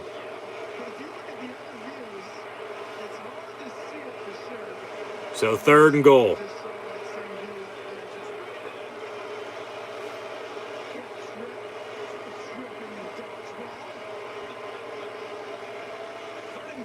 See if Pittsburgh can hold on defense here, potentially force another field goal, or if Green Bay's going to capitalize off of that and score and take the lead. And then, even with under 10 to play here in the 3rd quarter, it's going to be a little hard for Pittsburgh to get back into it, I'd say. Out of the gun, 3rd and goal from the 11. Following a questionable call. Rodgers incomplete and intended for Lazard. No penalty flag for a potential pass interference. Good no call on that. Fans aren't liking it by any means. But 4th and goal. And Mason Crosby's on for another field goal. We'll see if Pittsburgh can block this and return it for a touchdown. No, that's good coverage. That's not pass interference.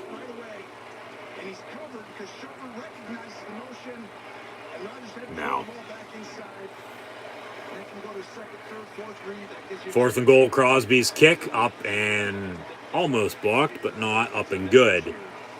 20-10 now, Green Bay leading the Steelers with 9:31 to play in this 3rd quarter, with the Steelers going to touch football for the first time in the 2nd half when we return. So a nice 5.5 minute drive there to begin the second half for the Packers. Just the Steelers had a 5-minute drive to begin the game and scored, taking an early 7-0 lead. Of course, 7-7, 14-7, 14-10. It really should have been 17-7, those Steelers at the half. Give them that field goal there, but the other one, no offside.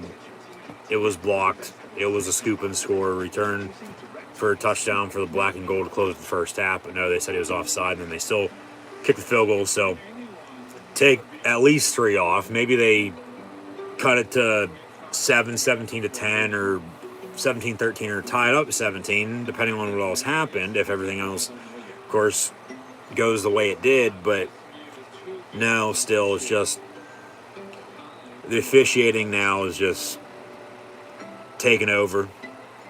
The refs are trying to control this game. Still no excuse, though, for the Steelers. None whatsoever. They got a fine running game.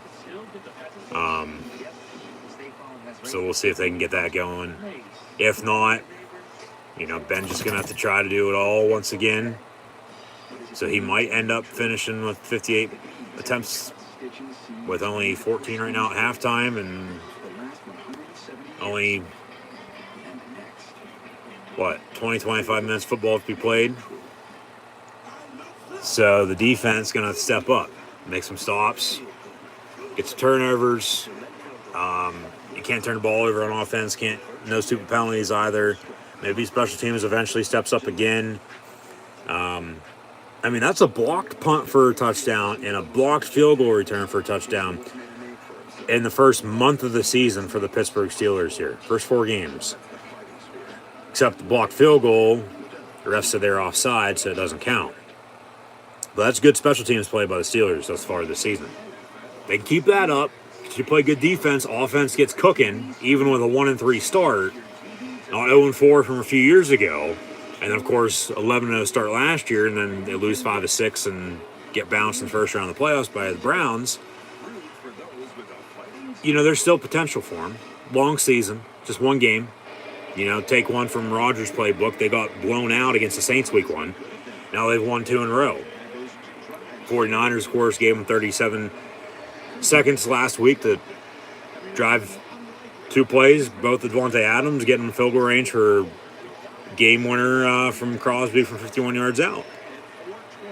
And now Crosby today has 2 field goals. So say he doesn't have those, or at least the one, well, we're still sitting at 14 or 17-10. But really, Pittsburgh should have a few more points than they do.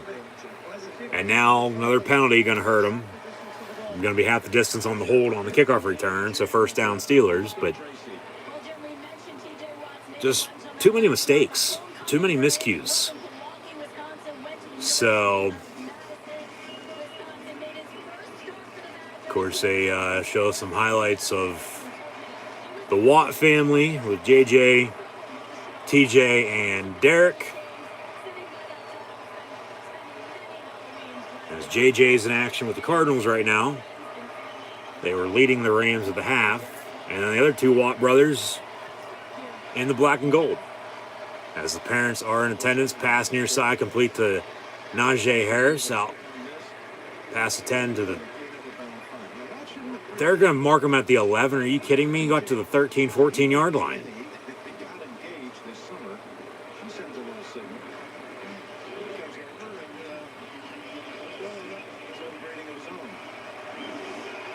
So 2nd and 10. Second down. 2nd and about 6.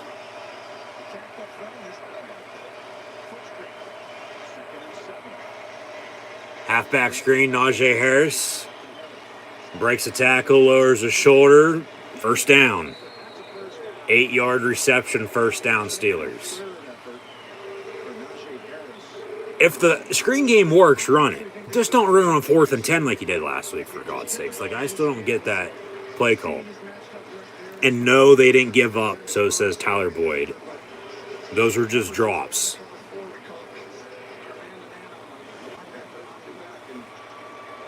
Pittsburgh Steelers do not quit.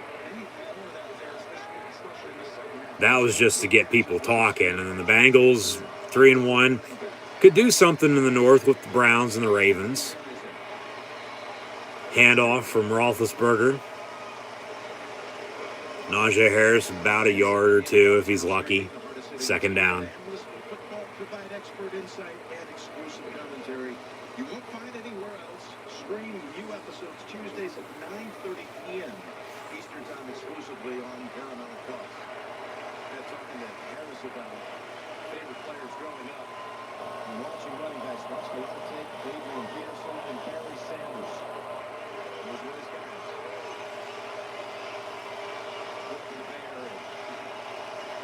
From the 20, James Washington in motion, play clock winding down. Gets it off. Ben looking to throw. Has a man, just overthrows Juju again. Jeez. Incomplete, third down. 3rd and 8. That's on Ben again. But also Juju, because Ben's only putting it where his receiver can get it. You're not going to throw it where the defender can pick you off. Just a little too much again. They're not synced up. They are, but they're not.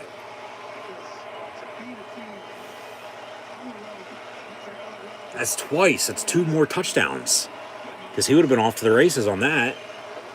Plus the blocked field goal. Keep that in mind. Dump off on 3rd and 8. Benny Snell wasn't even looking for it. Get him the hell off the field. Incomplete, 4th down. I don't know why they didn't cut his sorry ass in training camp. I'd rather work Najee Harris, Kalen Ballage, along with McFarland and Samuels, for God's sakes, and Benny fucking Snell.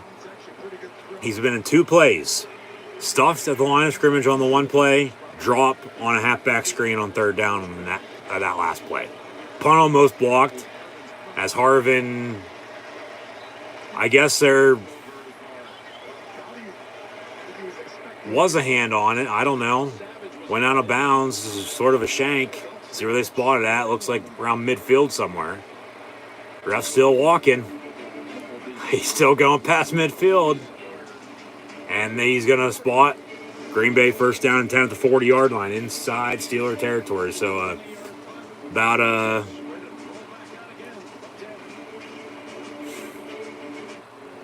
I'd say 15, 20, maybe 25-yard punt if he's lucky. Maybe a little bit more, maybe a little less. I don't know. Just pathetic. Absolutely pathetic. Preview next week, though, right now in the National Football League. As mentioned, Week 5 will kick off on Thursday night with the Rams and Seahawks. Sunday we'll have the first of 2 London games, Jets and Falcons, next Sunday morning on the NFL Network. Couldn't have picked a better game, or 2 better teams to play each other. Jesus Christ. At least the Jets aren't going in winless, but still, come on. These Packers will take on the Bengals from the jungle. The Steelers will be at home against the Denver Broncos. Lions, Vikings, Dolphins, Buccaneers. So 2 of the 3 Florida teams in action. Jacksonville also going to be at home, hosting the Tennessee Titans. So all 3 technically will be at home. The Dolphins only playing a short road game, but Saints going to be in D.C., Landover, Maryland, actually, taking on the Skins. Eagles, Panthers, along with the Patriots and Texans. Bears, Raiders, Browns, Chargers. If I'd have to guess, Giants, Cowboys, 49ers, Cardinals, depending on where you're at, it's going to be the 4:30 game nationally next Sunday. Also have the, did I name off Patriots, Texans, Browns, Chargers, along with Bears and Raiders? I believe so. That's the Khalil Mack game with Mac and the Bears, Justin Fields picking up his first win today over the Lions, traveling to Vegas to take on Silver and Black, who play the Chargers on the road tomorrow night. So, yes, there's your schedule for next week, along with a good Sunday night game.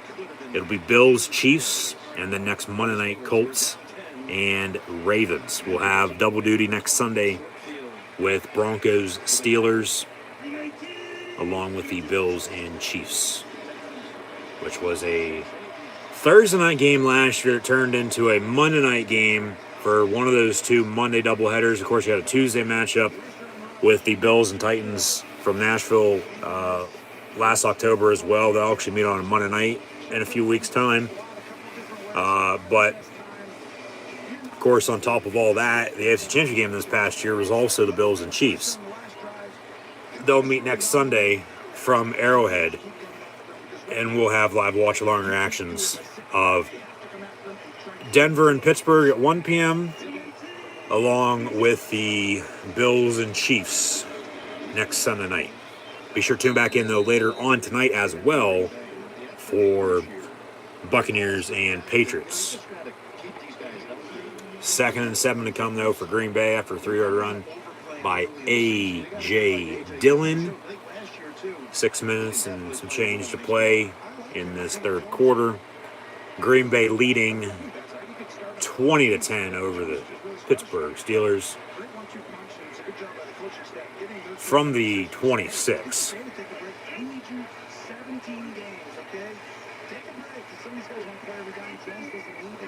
Rodgers in motion. Rodgers hands off to A.J. Dillon. He's off to the races. Down inside the 5 at the 2-yard line. 1st and goal. And the Packers about to close this game out, it looks like. They score here, it'll be a nail in the coffin for the Steelers, because they can't get a damn thing going on offense. Start with the running game once again. Start up front of the offensive line. Can't run the fucking football. Can't stop them on defense. Turn it over. Refs are not really on your side by any means. Even with all that, all those excuses aside, you can't turn it over. You cannot not run the football and expect to, be in it. Rodgers, play action, going to tuck it and run. Actually, he decides to throw. It's caught. Touchdown to Randall Cobb again. And it's another touchdown for the Green Bay Packers. 26-10 as Green Bay extends their lead. 26-10 here. 4 minutes to play in the third quarter. Aaron Rodgers actually just tied a Pittsburgh native and Dan Marino himself with 420 passing touchdowns in Rodgers' illustrious career now as well. Ben hit 400 earlier, the field goal, but then that's it for Pittsburgh. Total of 10 points again. So they scored 23 and 17 weeks 1 and 2. This 2-game losing streak's about to turn into a 3-game losing streak. They still have 10 points on the board, but they trail by 17. Most points they've given up all season long. Their passing touchdown from Aaron Rodgers, who's accounted for all the touchdowns today, 2 passing and 1 rushing, and then the 2 field goals from Mason Crosby. And this game, I'd say, sort of turned right before halftime when the Steelers blocked a field goal, returned it for a touchdown, and scored off of it. The refs said they were offside. I don't think they were. It was simultaneously, but there's nothing to do about it. They threw the flag, and, of course, Green Bay re-kicked. Going to half, 17-10 with the lead. Of course, kick a field goal in their opening drive. The second half here, 20-10, and then they scored to extend it to 17 now. So, yeah, the Steelers, once again on defense, just being outplayed by Joe Burrow and Aaron Rodgers, able to make plays, giving up too much on defense. They can't really protect Ben. So, if that's the thing. If they were able to block and they were able to run the football right now, Ben wouldn't be getting as much flack as he's getting right now. The reason why Roethlisberger is getting shit on is because he has to do it all because they can't fucking block for him and they can't run the fucking football for him.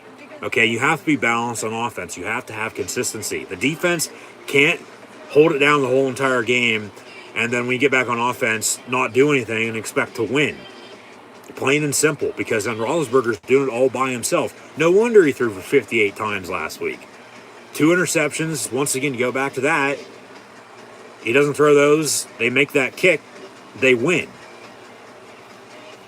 Today, it's, okay, they get out to an early 7-0 lead and give up a touchdown to tie it. Give them another touchdown to have Green Bay extend their lead. It really, once again, should have been 17-7 Steelers at the half because that field goal by Green Bay to close it out should never have happened. Because then it would have been, 17-7 or 17-14 at the half. Like I said, if you want to go back and take off one of Rodgers' touchdowns as well. But I feel like that's when this game turned and Green Bay's just controlled this third quarter now. And Pittsburgh still can't do a damn thing on offense because they can't run the ball. Decent return, Ray McLeod out past the 30 to the 35, but here comes probably a quick drive by the Steelers. Probably not going to be able to take a whole lot of time off the clock either. And, eventually something's got to give. I don't know what by any means. I'm sure something will, hopefully. They got to, as I said last week, look themselves in the goddamn mirror. At least they started fast today. But then on defense, they just can't stop Rodgers and the Packers on offense. Randall Cobb's been the Steelers' kryptonite today. And, Rodgers account for all 3 touchdowns plus 2 field goals, so 27-10 Green Bay as we're back from break. 4:40 to play here in the third quarter, 1st and 10. Going to hand off Najee Harris. Okay, try to establish this run game here. You still got time. 3 timeouts by both teams. 4.5 to play in this third quarter. However, you're down 17.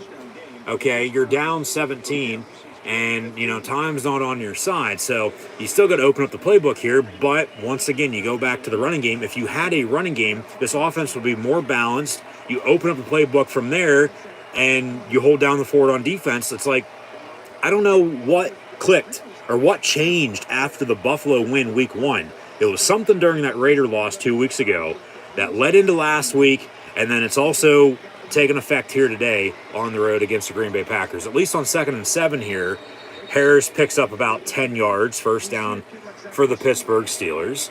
So, once again, that's why I said Ben's getting shit on right now because he's having to do it all by himself, and if they take the pressure off of him, everything's going to work itself out, believe me. Because they'll play good on defense. They'll get a running game going, hopefully. And then they'll go from there. And the Steelers will look as they did week 1, of course. When they really didn't have a running game then, though, either. But it came on late. And then also, for some reason, they couldn't run the football last year. Hardly whatsoever, but they started 11-0 for a reason, okay? And then they lost 5-6 because they still couldn't run the football. No wonder. But Roethlisberger's won 2 championships. So you want to, say you should retire or, get rid of him. Whatever the case may be, set him on the bench. Who the fuck is going to play quarterback for the Pittsburgh Steelers? There's nobody out there that can come in and play for Pittsburgh right now. If Roethlisberger will just up and retire, you put him on the bench, and don't tell me his name's Dwayne Haskins, Mason Rudolph, or Josh Dobbs is the answer. There's no way in fucking hell that's happening. So everybody can shut the fuck up about that. Ben, pass a little too high for Juju Smith-Schuster. The passes have been there. He's just overthrown him a few times. He's not looking bad. The problem is up front, they can't fucking block for him, and they can't run the fucking football. Plain and simple. And then the defense is out there the whole entire game. They can't get off the field, and no wonder they're giving up as many points as they're giving up now. Like, it's not that hard to see, and I don't care who you root for or whatever. Like, if you watch football, you should be able to see this. And if not, well, then you should take a look in the fucking mirror. 3rd and 4 from the 32. Ben going to go deep down the far side, and Johnson gonna one-hand it. Good coverage by Green Bay. Good no call on a potential PI. No, I'd kick it. Kick the damn field goal. Make it 27-13. You're down 2 scores with a quarter and a half to play, and you still got 3 timeouts plus a 2-minute warning. You go for it here. You don't get it. You're throwing away the game right now with 2:40 to play in the third quarter on 4th and 4. When the Steelers haven't been able to convert on 4th down at all this season. They'll get out there, probably call damn timeout, waste that, probably still won't convert. You kick the fucking field goal here. You don't go for it. And, of course, what do you know? Play clock winds down. They're going to call timeout. We'll see if they go for it when we come back or not. They probably will. They should kick the field goal right now. Make it 27-13. Get the defense back out there. You got to make some stops. You got to get off the fucking field. And then you're down 14 as, well, you weren't down 14 earlier. Take that back. But since you took that early 7-0 lead, you started fast for the first time all season long. Because week 1, they were shut out at halftime. Week 2 against the Raiders, it was close at halftime. And then last week, right before halftime, Burrow hit Jamar Chase for that touchdown to go up 14-7 at the half. And it's like they can't recover coming out of halftime to move the ball downfield, let alone move the ball hardly at all the whole entire game. But they're going to go for it. 4th and 4. From the 32, and they run a fucking halfback screen again. Are you serious? Okay, so, well, one, the problem is the offensive line. Second problem is they can't run the fucking football. The main problem is Matt Canada, the fucking offense coordinator. Why do you run a halfback screen on 4th and 4? Jesus Christ.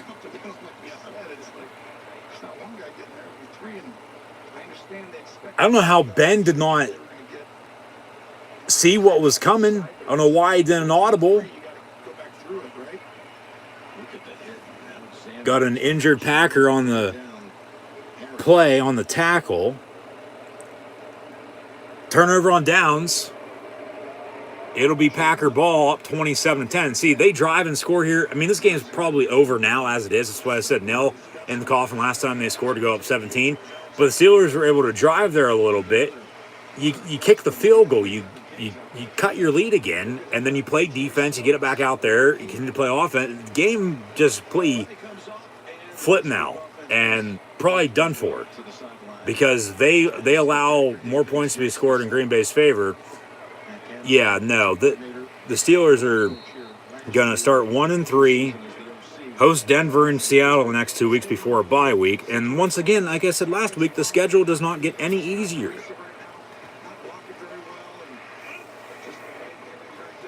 It's like, how can you not play fundamentally sound football? It's the basics. You learn this in fucking Pee-wee.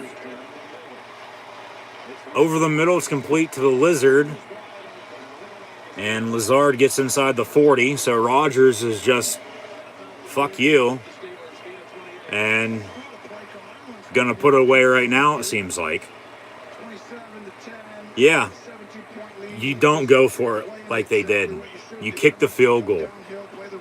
I get you have kicking issues, but Boswell's already been good from one today. So it makes you think he can't make another one. And then the play call you run on 4th and 4, you're on a fucking halfback screen. Are you kidding me? Fire Matt Canada's ass. Fumble. Okay. Steelers recover. Going to get the ball back, so they capitalize off of a fumble again. Both teams have a turnover. See, you would have kicked the field goal. You get a stop on defense with a turnover. You score on this drive, you're only down 7 rather than potentially down 14 or 10. You let the game play out. You play smart football. Jesus Christ. Minute 41. There's still time. They're still down 17. They're getting the ball back, though, because Green Bay coughed it up on the fumble, but still go back. I don't know why you go for it. And then you run what you run. Like, seriously, Matt Canada needs a good talking to. Because if not, like, they're just going to look like this all fucking season. The problem is not Ben Roethlisberger. Believe me. He's won how many games for the Steelers? He's won 2 fucking Super Bowls. Enough said. How many Super Bowls has your favorite quarterback of your favorite team won recently? And don't say you like Tom Brady or the Patriots or, you know, you hopped on the Bucs bandwagon last year or, you know, whatever the case may be. Just know. I've always dreamed of seeing the world, but I'm not chasing my dreams. I made a financial plan to live it every day. It starts up front. You got to be able to block to run, block to open up the pass. The tight ends are non-existent once again today. Ebron has a catch. Freiermuth, they haven't even gone to him for fuck's sake. I get Claypool's injured. Juju, I don't even think he has a catch. They've gone to him a few times, but they just haven't been able to connect. It's been out of sync. Benny Snell needs cut. He can't do a damn thing, right? Like I said earlier, surprised they didn't cut him at the end of preseason. I'd rather go with Kalen Ballage, Tony McFarland, and Jalen Samuels. I would. Because at least experience-wise, they've been able to actually do something for the Pittsburgh Steelers on offense. They have. But no. I get you, okay, you want to have depth, and like I said earlier, it was a bit of a surprise that he's been in, but only 2 plays and he hasn't done a damn thing. And then even with all the injuries and all the turnovers, that's still not an excuse.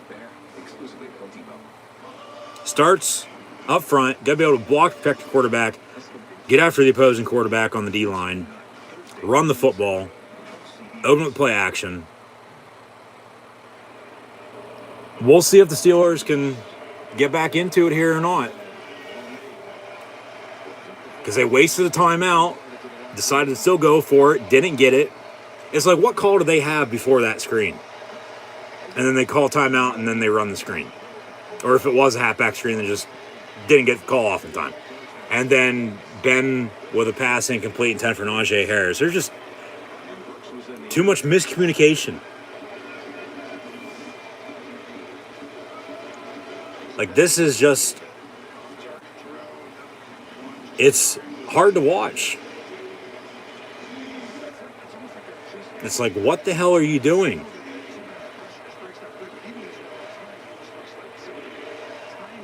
You look like a bunch of people who are playing football for the first time. At least Matt Canada is calling the fucking plays. 2nd and 10 from the 35. Ben over the middle. It's going to be caught. First down, Steelers. Freiermuth for 12 yards. First down. All right. They have to use all the tight ends a lot more, Tony Romo. I've said it all fucking season long. And fix the running game, too. Find a running game, at least. Because then the rest of the offense will balance itself out. Slant over the middle, caught. James Washington. Another first down for the Steelers. All right, now they're starting to move the ball again. But, I mean, I tell you what, this game goes back to that offside on the blocked field goal return for a touchdown, and then them going for it on 4th and 4, not converting. They lose because of that. Well, they have themselves to blame, even though, you know, they weren't offsides. The officials said they were. Nothing to do about it. But then you go for it when you could have kicked the field goal. You're down 27-13 right now. You get the fumble on the next Packer drive. You score here. You're down 7 with a quarter to play.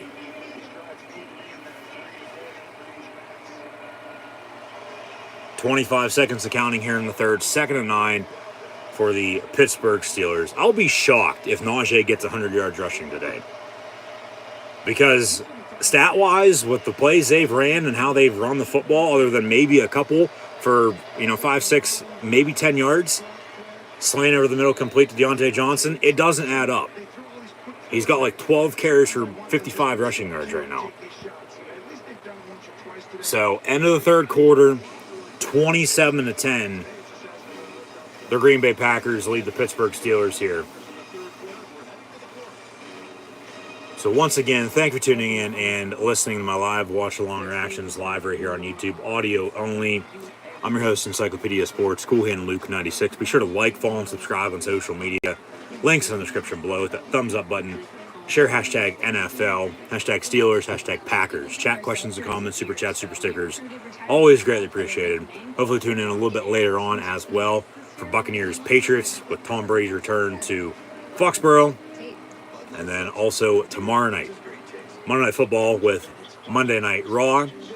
Next weekend as well, some more college football and NFL live watch-along reaction streams live right here on YouTube. So once again, thank you for tuning in and listening, audio only here this afternoon. Steelers trail the Packers at the end of the third quarter, 27-10. However, with the ball back, trying to capitalize off a fumble, cut the lead, even though the drive before decided to go for it on 4th and 4, should have kicked it, got the fumble. Well, rather than be down another 14 or 10, they score here, would kick the field goal, you don't be down 7 with the 4th quarter to play. So it's the little things that always add up. Play calling's trash, can't really block up front. They still don't have a running game, even if the stats say otherwise. They do not have a running game. Defense can't get off the field. We'll see what gives here in the 4th quarter. We'll see if they can get back into it or not. I honestly, right now, do not know what to think. I have no idea what the hell is going to happen.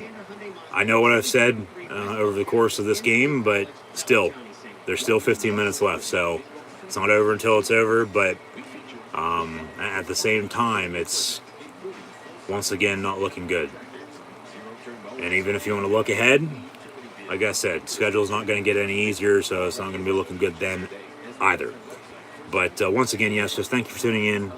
Be sure to like, follow, and subscribe on social media. Links in the description below.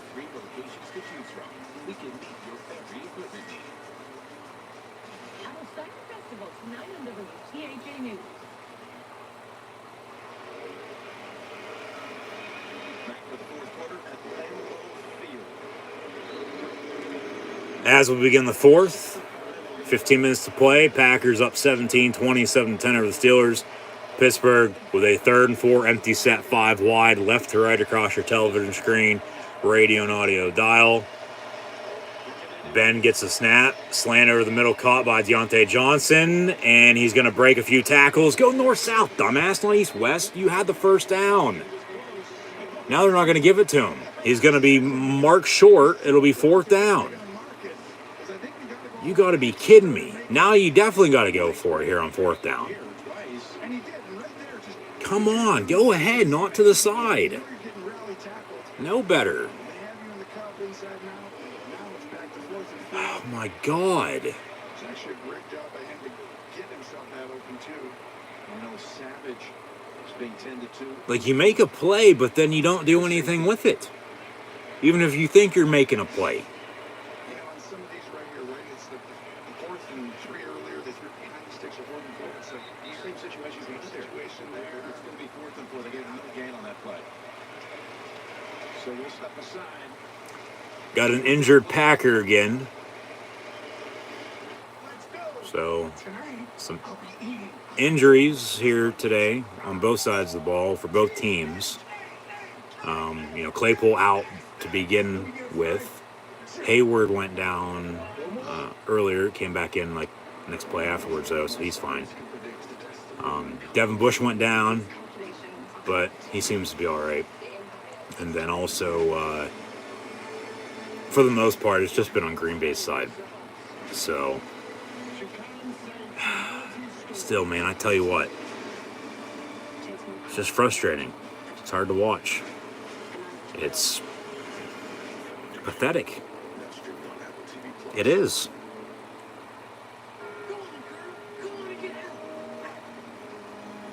I don't really know what else to say. I don't. Until they do something here.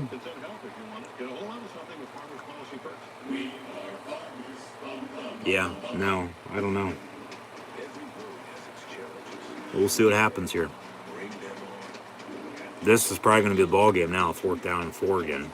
What do you want to do, Matt Canada? Run on their screen? Sounds like a good play call, don't you say? Jesus Christ, like, come on.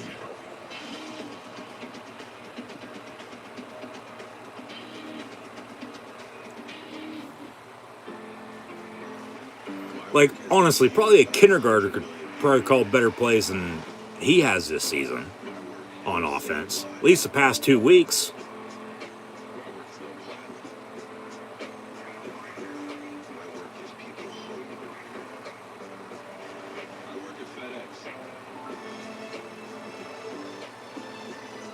Take your career to the next level with one of our leading open positions. We're here for the NFL's return to London. Let's go, let's go. Zach Wilson and the Jets. Matt Ryan and the Falcons. Wake up with football across the pond. You ain't never seen it like this.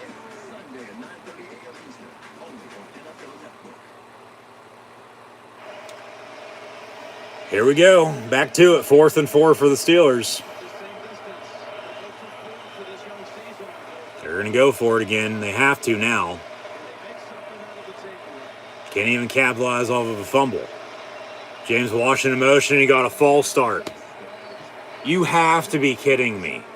You continue to shoot yourselves in the foot on the simplest things.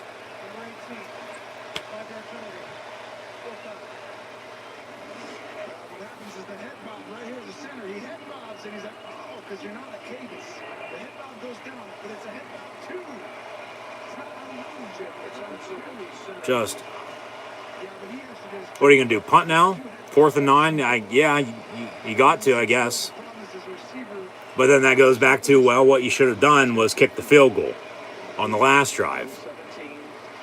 And then, of course, the touchdown on the block field goal on your end on defense right before halftime got taken off the board because of an offside.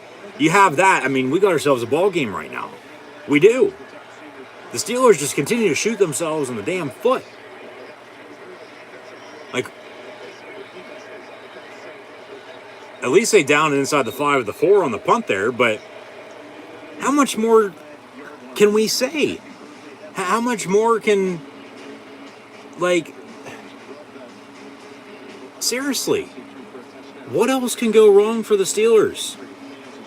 Knock on wood, I don't want to go too far with that, but still, man, come on. Just absolutely pathetic.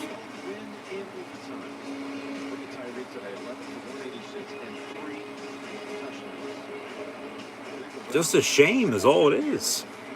Because they know, along with all of us, they could be playing 10 times better right now. It's the little things, it all adds up. And because of all that they don't have, it's not going to go their way once again today.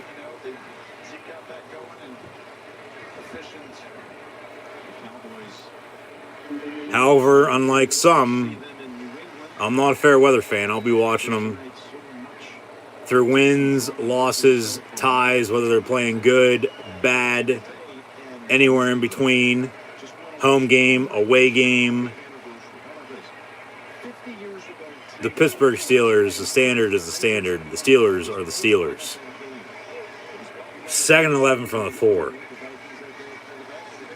I don't care who the hell's coaching them. I don't care who the hell's on the team. They need to be playing 10 times better than what they are right now. They know it as much as we know it.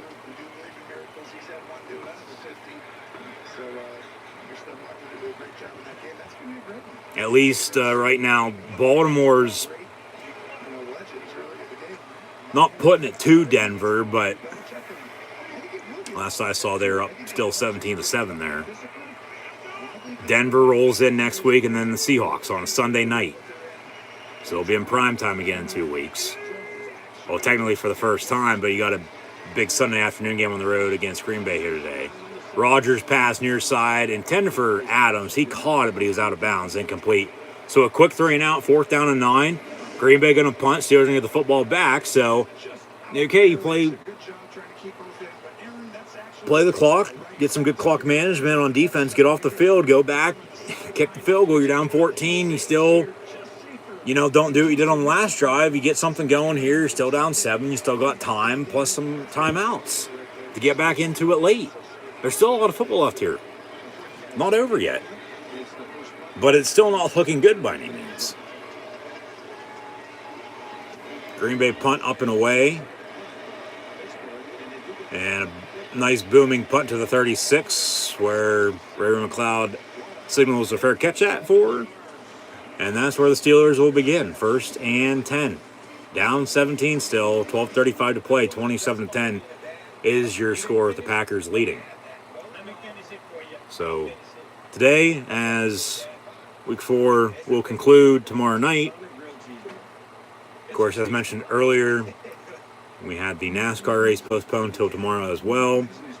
Hell, we might have some extra baseball, determined playoff seedings tomorrow as well, with the regular season ending today. See who makes the playoffs and who doesn't. More so, it's just the AL wild card and who wins the NL West. And speak of the devil, the Red Sox have clinched a playoff berth. And the Red Sox will host the Yankees on Tuesday, so the Blue Jays and the Mariners are out. So, okay, the AL wildcard's set. Now it's who is going to be the NL West winner. And whoever isn't is going to be the wild card hosting the Cardinals on Wednesday night. And then everything else is already set. So I guess as I bring that up, I find out that, okay, we're good. Basically everything is set in stone. Pirates with another losing season. 100 losses and counting. But at least hockey season's about to begin. Crosby and Malkin, they're getting up there too. Penn should be all right this season. Penn State football's 5-0. Got a big one next week. Steelers 1-2 right now. 2-game losing streak. About to be 3 if they can't come back, which they probably won't. But like I said, next week for the Steelers, they got the Denver Broncos coming to town. And Teddy Bridgewater, from what I currently see, has been ruled out with an injury, a concussion. So we'll have to see if he's going to be good to go next week. If not, Denver will probably start Drew Lock at quarterback, who, if I'm not mistaken, last year when Denver rolled into Steel City, in that game went down with an injury as well against the Steeler defense. So at least if they do lose today, Denver's 3-0, 3-1, they lose to Baltimore today, should be able to get back on track next week. Steelers have to find a running game, though. Over the middle, caught for 4 yards from Roethlisberger to Eric Ebron. So some history being made today, yes, as said earlier, in the first meeting with these two teams in 4 years. First meeting, though, between Roethlisberger and Rodgers in 11 years, dating back to the Packers' only win against the Steelers in my lifetime, Super Bowl 45 in Dallas, February of 2011, during the 2010 season. So 10, 11 years, however you want to put it. But Roethlisberger, 400 passing touchdowns now in his career, with a touchdown earlier to Deontay Johnson, taking an early 7-0 lead. Steelers love a field goal, but nothing else to show for it. They still trail by 17, 27-10. And then Rodgers tied Dan Marino for 420 passing touchdowns in his career as well. Steelers with a few runs there. 2nd and 6 after the pass to Ebron. 3rd and 3 after a 3-yard run up the middle by Najee Harris. First down run for him now as well. So 1st and 10 for the Steelers from the 48-yard line. 11:15 to play. You got to move fast now. You can't just sit back and Ben with a pump fake goes down on the sack. That pump fake kills him. Because once he pump fakes, the defense anymore just goes right to him. Because they know he's just going to hold on to it, and which any defense really should. because punt fake, well, we still have the football last I checked, and then you throw it later. Try to get the corner to bite or safety to jump at it or just draw the defender off whoever you're going to throw the ball to. 2nd and 16 after the sack. Ball at the 42. And the thing is, Green Bay's only bringing 4 on pressure. They're not bringing a blitz by any means or, anything along those lines. But there's the Steeler offensive line for you. They can't block. So what do you expect? 3rd and 5 for the Steelers from the 47 here. Ben in the gun. Fake the give Najee Harris. Slant over the middle. Incomplete. Intended for Juju Smith-Schuster, who once again does not have a single catch this afternoon. They've gone to him a few times, but Roethlisberger and him have not been able to connect. And Pittsburgh here with another 4th down. But credit to the Packer defense. Being able to make stops on this Steeler offense all day long. Steelers started fast, but since then it's been all downhill. Even with the blocked field goal return for a touchdown, I think that's, like I said, when it turned in favor of Green Bay. They've controlled the second half. Pittsburgh with some stupid calls. It's like you kick the field goal, you don't go for it on 3 straight 4th downs now. You get a delay of game after a false start on the last one. You punt. And then over the middle on 4th and 5, you pass for a yard. Why don't you go deep? You've not gone deep since the passing touchdown from Roethlisberger to Deontay Johnson in the first fucking quarter. It's a simple crosser or a slant over the middle, or you run a halfback screen again on 4th down, for God's sakes. The play calling is atrocious. Absolutely atrocious. And Ben's, of course, limping off. 1st and 10, Packers, no turnover on downs. 3 straight drives they go for it on 4th down and don't get it. And, okay, now here we go. Kevin Dawson's down injured at left guard, and Coward behind him is already out for the game. So if I'd have to guess, next time they're out on offense at left guard, I'd say either B.J. Finney will come over from right guard, or J.C. Hausner will, as he backs up Kendrick Green at center, will go over the left side to play left guard. Joe Haig was starting at right tackle, for God's sakes, for Chuk, who was out. The problem is the play calling and the offensive line. They can't block. They can't run the football. Ben still has to do it all by himself. Defense can't get off the field. And, other than that, special teams has stepped up. Hell, Buffalo win. Blocked punt for a touchdown. Today you had a blocked field goal for a touchdown. You're offside on it, though, so the ref said, which they weren't. Return for 6. Touchdown off the board, though. Still get a field goal for the Packers before halftime. And they haven't been able to do a damn thing in the second half. There's not much else to be said. That's the Pittsburgh Steelers for you right now. 3 straight drives you go for it on 4th down and you can't convert. Hell, you can't even move the ball 10 yards downfield, let alone scoring 10 points here in back-to-back weeks, and it's going to go down as your 3rd straight loss. Something changed during that Raider game. I don't know what, but it's been downhill since. Just as the Raiders' motto is just win, baby, well, the Steelers' the past 3 weeks is just fucking lose. Do everything fucking wrong and we're going to lose. That's their motto.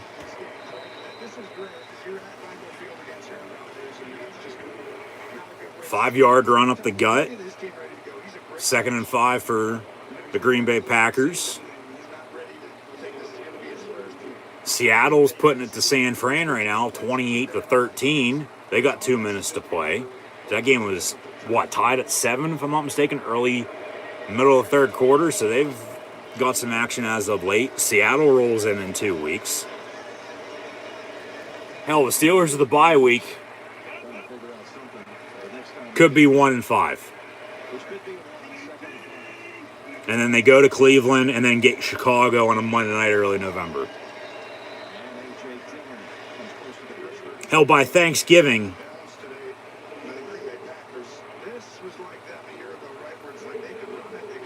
they might have upwards to 2, 3, maybe 4 wins, but at a most 7, 8, 9 losses. And it's an expanded season, 18 weeks, 17 games. You go from 11-0 to 1-3. Yeah, Baltimore's going to beat Denver. It's 20-7. They got about the same time to play, about 8.5 in the fourth. 3rd and 1, and look at Green Bay's offense. They're balanced. That's what Pittsburgh needs to be on offense, but they're not. And they pick up another 3rd down conversion. That's the thing. The Steelers can't get off the field on 3rd down. They can't convert on 4th down on offense because, well, to start, the play calling for one could be a little bit better. Get your offense some shorter yardage situations to go, and it starts up front with the running game, or it starts with the play calling, but it starts up front with the offensive line in the running game. And they don't use the tight ends. Claypool, if he was playing, he'd probably have a couple drops. I doubt he'd have a... I mean, they might have took a few more deep shots, no doubt about it, but they just... It's like the end zone's ahead of you, not to the side of you. Don't, short pass here, short pass there. You can't even move 10 yards and take 30 seconds off the clock before you have to punt again. 2nd and 4 for the Packers from the 35. Rodgers, deep down the middle, good coverage by Joe Hayden, batting it down, incomplete, intended for Tunyon. 3rd down and 4. Hayden sees the ball. Tunyon turns around, and Aaron's just thought that Hayden would never turn around. So he gets it. He's so wide open. I've been there where it's like, oh, he's so wide open right away after the play thing that you just don't want to overthrow it. And Rodgers like, I can't believe it. That's exactly another State Farm commercial. Yeah.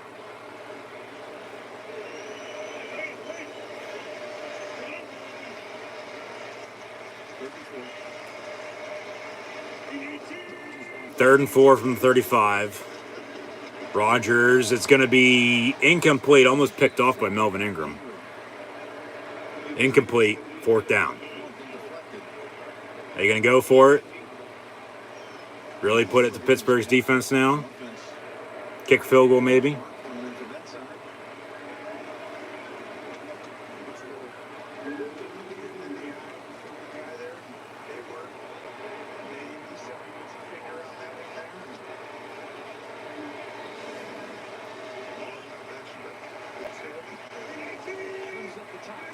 They're going to go for it, 4th and 4. Actually, no, he's not. They're just going to try to draw him offside. Play clock winding down. Pittsburgh's not going to jump. Nope. Timeout. Could take a delay of game, too, if they'd want to. They give him the timeout. By the way, next Sunday, week 5 of the NFL on CBS. Early game, you're going to see Miami and Tampa Bay. We'll be there. Defending Super Bowl champions. Here's listening. The Dolphins. Some will see the Bears. Next Sunday on CBS, the Steelers host the Broncos at 1. Is that game on Fox? Why the hell is that game on Fox? I guess it is, because they just said next week. Even though we already previewed next week, I guess I missed that. Yeah, okay. I guess we'll get Miami and Tampa side by side with Pittsburgh and Denver.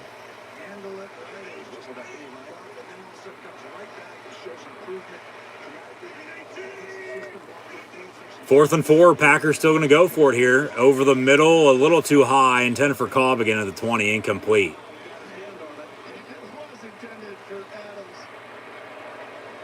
And turnover on down. Steelers are going to get the ball back. That's the thing. The Steelers on defense here in the 4th quarter at least been able to make stops. Just imagine if the offense drive and score, we'd have a closer game than the 17-point deficit the Steelers are in right now.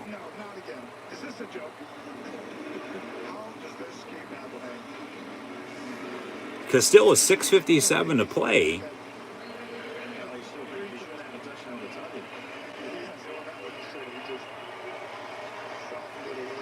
But you can't drive on offense, well then, yeah, no shit.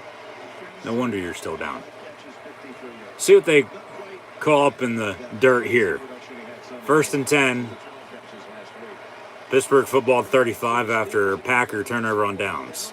Down 27-10 though. 6:56 to play. Ben going to air it out. 1st down. Deontay Johnson. Should give him forward progress right at the 1st down marker. Should be a 1st down for the black and gold. 1st down Steelers. Okay.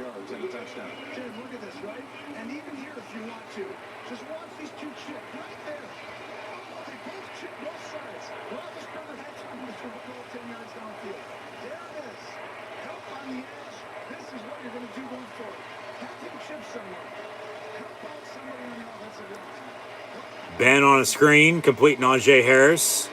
Breaks a few tackles, gets about 7 yards. 2nd down. Yeah, and it was that passing touchdown to Deontay Johnson in the 1st quarter, Jim Nantz. Since then, they have not done shit on offense. Cannot move the football. Can't run it either. But what's new? 2nd and 3 from the 48. Ben going to dump it off again. Najee Harris, 1st down Steelers. Inside the 40, down to the 39. 1st and 10 with 5:45 to play.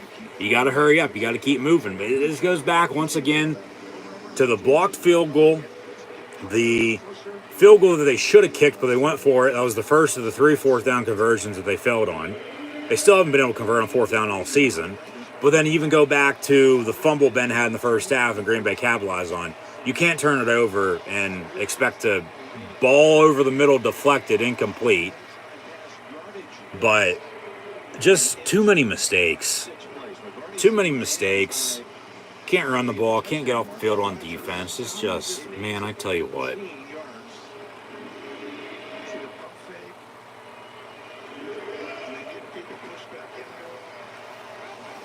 Second and 10 from the 39. Ben with a pump fake. Going to go deep down the middle. Complete James Washington at 10-yard line. 1st down. 1st and goal. Gotta go.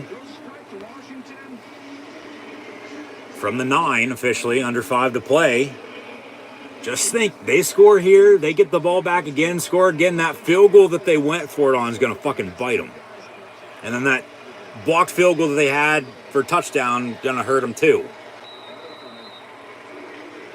Of course, that got taken off the board, though, because of an offside. That wasn't an offside. But you can't blame the officials for everything. Shouldn't be an excuse on whatever it is for anything, because they've shot themselves in the foot how many damn times? 2nd and goal from the 6. Ben gets the snap. Pump fakes. Benny Snell falls down on the screen. And then Ben just had to throw it away back of the end zone, intended, I believe, for Juju Smith-Schuster, but he wasn't even really there. The Rams lose for the first time this season. The Cardinals put them up on them. Win by 17, as it is right now. 37-20, your score, final score there. So the Cardinals unbeaten. Are they better? Or are they the best team right now? As I think everybody was thinking the Rams were, especially after they beat the Bucs. San Fran starting to come back. Touchdown deficit, a minute to play. 3rd and goal. Ben, incomplete, intended for Deontay Johnson. Late penalty flag comes in from behind for a pass interference on the Packers. I'll take it. That's a good call, actually. Probably a defensive hold more than a PI, but they say defensive pass interference, so I'll take it. The defender knows it, too. That's on me. Pass interference. It'll be half the distance, so it'll be 1st and goal. Or, okay, I don't know if it was in the end zone by any means, but that's the rolling. If it happens in the end zone, the ball spot at the 1.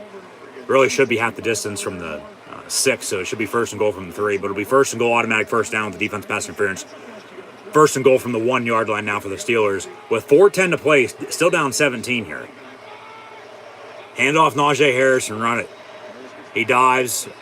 He gets in. Touchdown Steelers. We do, but just think if they still had that field goal that they should have kicked rather than go for it. And then also, of course, because they just scored here. And you go back to, and did he get in on that? Close. All scoring plays reviewed. You got to find undisputed video evidence. Of course, to overturn it. That should be a touchdown. I think that should stand. We'll see, though. But they score here, make it 27-16, pending an extra point, 27-17. Boswell on for the kick right now. That was Najee Harris's first career rushing touchdown. 4 weeks in the season, and he finally scores a rushing touchdown because they can't run the football. That's pathetic. But they score here. Just think if they had the field goal that they should have kicked on the first of the 3 straight Turner run downs, going for it on 4th down, extra point up and good. So 27-17 with 4:04 to play. Maybe there's going to be a little bit of an error for the Packers once they get back out on offense. Steelers can capitalize, stand on defense, get the ball back, score again. But just as Rodgers tied Dan Marino for 420 passing touchdowns in his career, Ben Roethlisberger just passed Dan Marino for 61,000 plus career passing yards for 6th all-time in NFL history. So some history being made today with 2 of the most historic franchises in NFL history, the Pittsburgh Steelers and the Green Bay Packers. But it's 27-17 Green Bay with 4:04 to play. Both teams 2 timeouts plus 2-minute warning. But go back to the field goal that they should have kicked. Once again, they should have kicked it on the first 4th down of the 3 that they went for it on, and of course didn't convert. You have that field goal, you're down 7. You go back to the blocked field goal to close out the first half that the Steelers have, but the ref said they were offsides on. You have that. We're tied at 27 right now with the Packers getting the football back and the Steeler defense hopefully making a stand. Hopefully they still will down 10 so they can get the ball back and, potentially they're going to kick it deep. I want to kick an onside kick right there. You got time. Especially the way you played on defense, Green Bay on offense. Past few drives really haven't had the ball a whole lot. Drives have stalled, really haven't gone anywhere. So, you kick it deep right there. But we honestly right now should be tied at 27. We should be tied at 27. But really, because of the blocked field goal, that 7, of course, would have went to Pittsburgh, so that's 27-27, yes. But then that other field goal off of that they still kicked to close out the half, that's minus 3 points for Green Bay. So Pittsburgh right now really should be ahead 27-24 if you think about it, folks.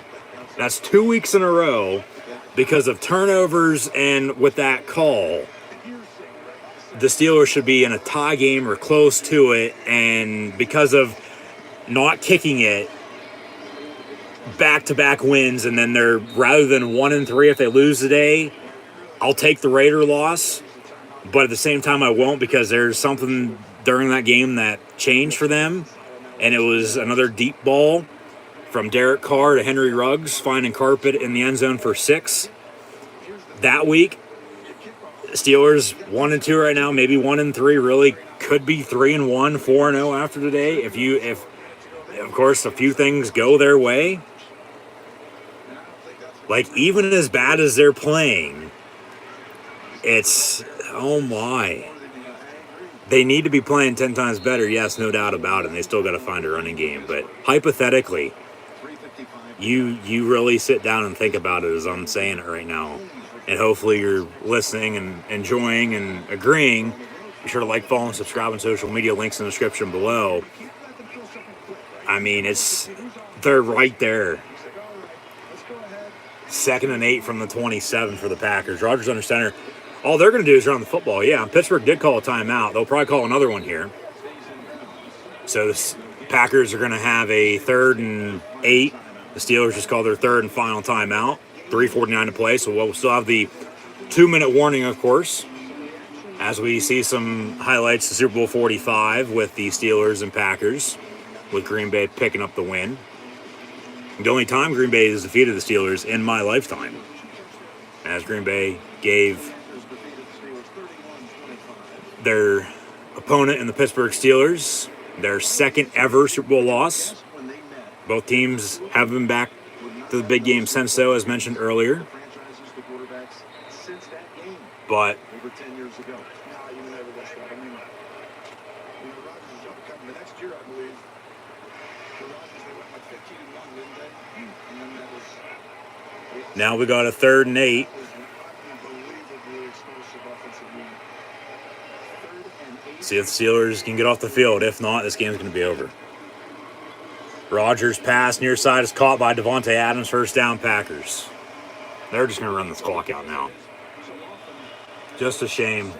Just a complete shame. We'll have some final stats and scores here momentarily, but we see some highlights from that Super Bowl loss. Steelers, of course, their only other Super Bowl loss was the Cowboys, and they won in 40 and 43 and lost in 45. Neither team's been back to the Super Bowl though since. Like I said earlier, both teams have been back to numerous conference championship games, but haven't been able to get back to the Super Bowl. Maybe the Super Bowl preview here today.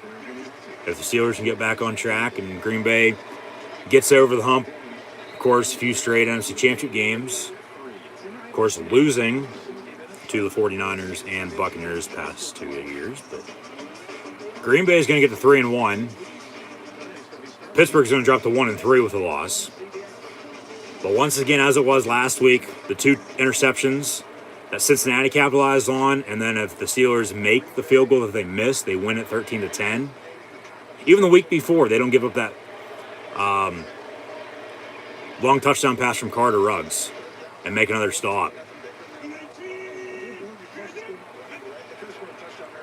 They win that game. I mean, at worst, 1-3. At really worst, 0-4 though, because they squeaked by Buffalo.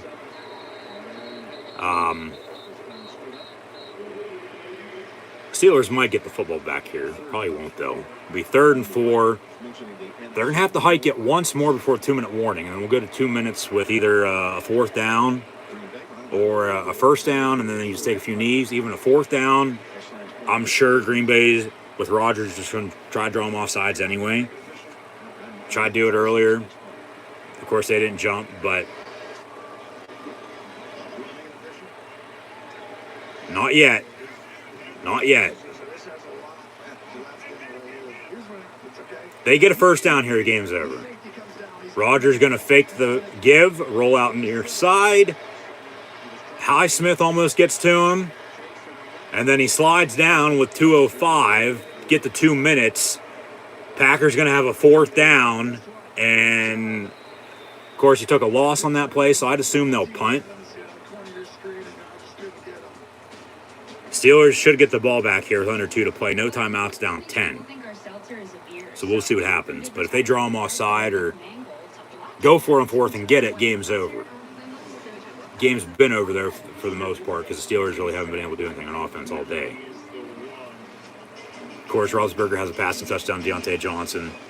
Najee Harris has a rushing touchdown plus a field goal. So they do have 17, same amount they had 2 weeks ago in the loss against the Raiders at home. But yeah, there was something during that game, at least for the offensive line, that they've gone downhill since. They really haven't been able to block. Still can't run the football, even if the stats say otherwise with Najee Harris.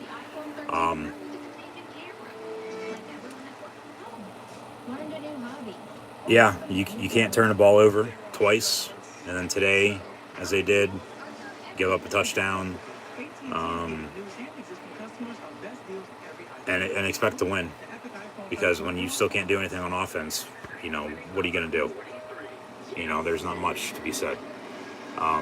So I'll be back on about an hour or so with Buccaneers Patriots as Tom Brady returns home. We'll turn on NBC once this game wraps up, because I'm sure he's about to take the field.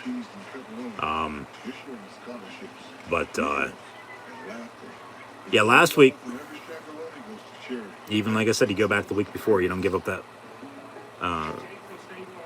big pass from Carr to Ruggs for 6, make a stop, you probably win that game. But like I said, I'll take the loss there, really, against the Raiders, because that was a good game. They're a good team. They play tomorrow night against the Chargers on Monday night again. be on here as well for that. So be sure to tune back in for more live watch along reactions. Audio only, live right here on YouTube. Audio only right now for a few. Last night, of course, was an actual live stream with Penn State, Indiana. Be sure to go check out that video as well. Hopefully we'll tune in next weekend for more college football and NFL live watch along reaction streams live right here on YouTube too. Be sure to like, follow, and subscribe. Links in the description below. But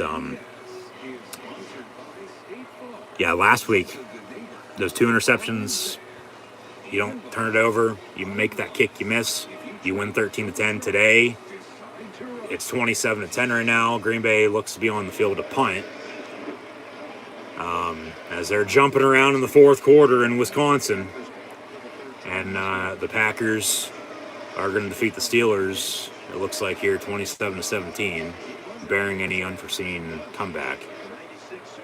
Maybe a fake punt on 4th and 7.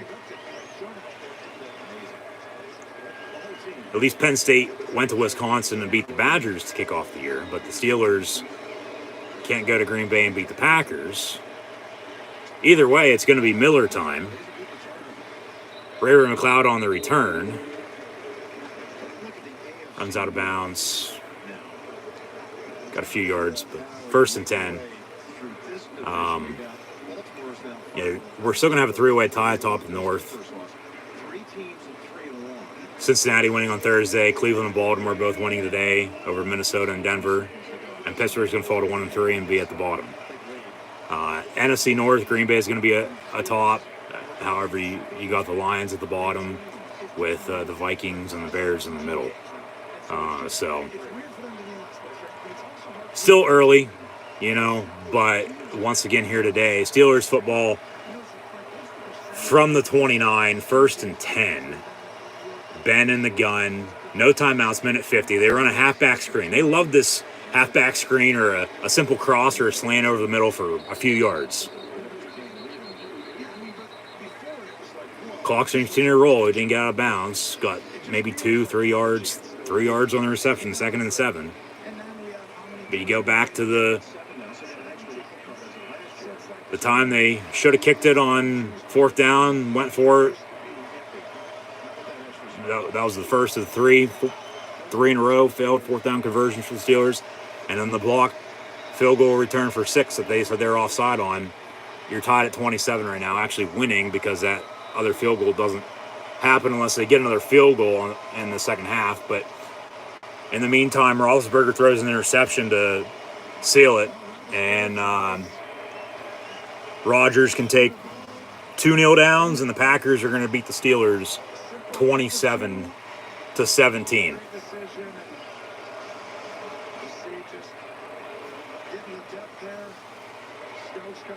Some other finals, as mentioned earlier, and I'm sure we'll discuss this more a little bit later on as well. The Washington football team, formerly known as the Redskins, or whatever the hell their new nickname is going to be next year, they defeated the Atlanta Falcons 34-30. Buffalo 40-0 over the Houston Texans. Chicago 24-14 winners over the Lions. Dallas 36-28 over Carolina, handing the Panthers their first loss of the season. Colts 27-17 defeating the Dolphins. Browns 14-7 over the Vikings. Both New York squads, the Giants and Jets, both win in overtime, scoring 27 apiece. The Giants 27-21 winners in OT over the Saints. The Jets also 27-24 winners in overtime over the Tennessee Titans. Chiefs 42-30 over the Eagles. Andy Reid now the first head coach in NFL history with at least 100-plus wins with 2 different franchises. Buccaneers, Patriots, along with Raiders, Chargers still to come Sunday and Monday Night Football, respectively. However, Week 4 began on Thursday Night Football with the Bengals defeating the Jaguars 24-21. Ravens win 23-7 over the Broncos. Seahawks also defeat the 49ers 28-21. Cardinals 37-20 winners over the LA Rams as well. And in the meantime, as Ben Roethlisberger and Aaron Rodgers hug it out in the postgame, the Green Bay Packers defeat the Pittsburgh Steelers 27-17 as Green Bay is now on a 3-game winning streak. Losing, of course, the Saints, getting blown out week 1, but have since defeated the Lions, 49ers, and Steelers.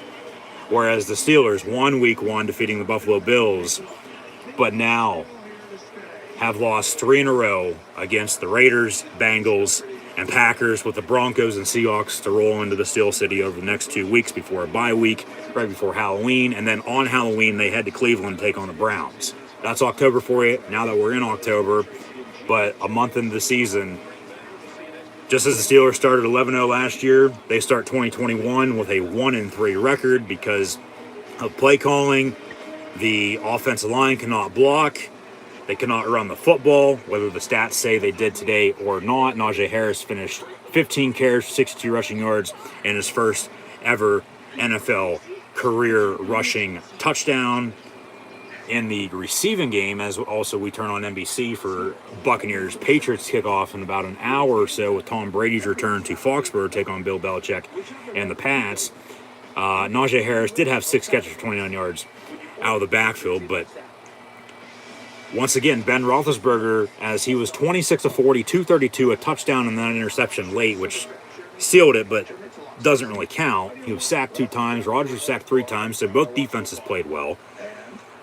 Like I said earlier, Ben's getting shit on because they cannot run the football. They can't block for him up front. They can't run it. He has to do it all by himself. You know, play calling shit. What do you expect? So, tight ends were non-existent, really. Ebron had 2 catches for 8 yards. Pat Freiermuth a catch for 11 yards. Zach Gentry had a catch for 10 yards as well. Yeah, Claypool was out injured before the game, did not play today. Juju Smith-Schuster, he did end up having 2 catches for 11 yards, but he was targeted almost a dozen times. Deontay Johnson led the way, 9 catches, 92 yards, and a touchdown. James Washington, 4 catches for 69 yards. Harris, as mentioned, out of the backfield, 6 for 29. Freiermuth, 1 of 11. Juju, 2 of 11. Zach Gentry, 1 of 10. Ebron, 2 of 8. Ray-Ray McCloud had a catch for 2 yards as well. I don't know why the hell Benny Snell was playing. 2 plays he was in on. Nowhere. He had a carry for no yards. Dropped the ball as well. And then, Roethlisberger, as he finished 26 of 40 for 232. A touchdown on a pick. Sacked 2 times. Najee Harris had 15 carries, 62 yards on the ground, and a touchdown as well. The Packers in the win to get to 3-1. Rodgers finished 20 of 36 for 248 and 2 touchdowns. So both quarterback play pretty balanced, pretty even. As Roethlisberger did hit 400 career passing touchdowns today as well. As Tom Brady is about to take the field, Gillette Stadium in Foxborough, as he runs out of the tunnel. Left New England last March. Won a Super Bowl last year with the Buccaneers. Now returning on a Sunday night to take on Bill Belichick and the New England Patriots as he runs onto the field, down the sideline, about to warm up. Is he going to get the let's go? He does do just that.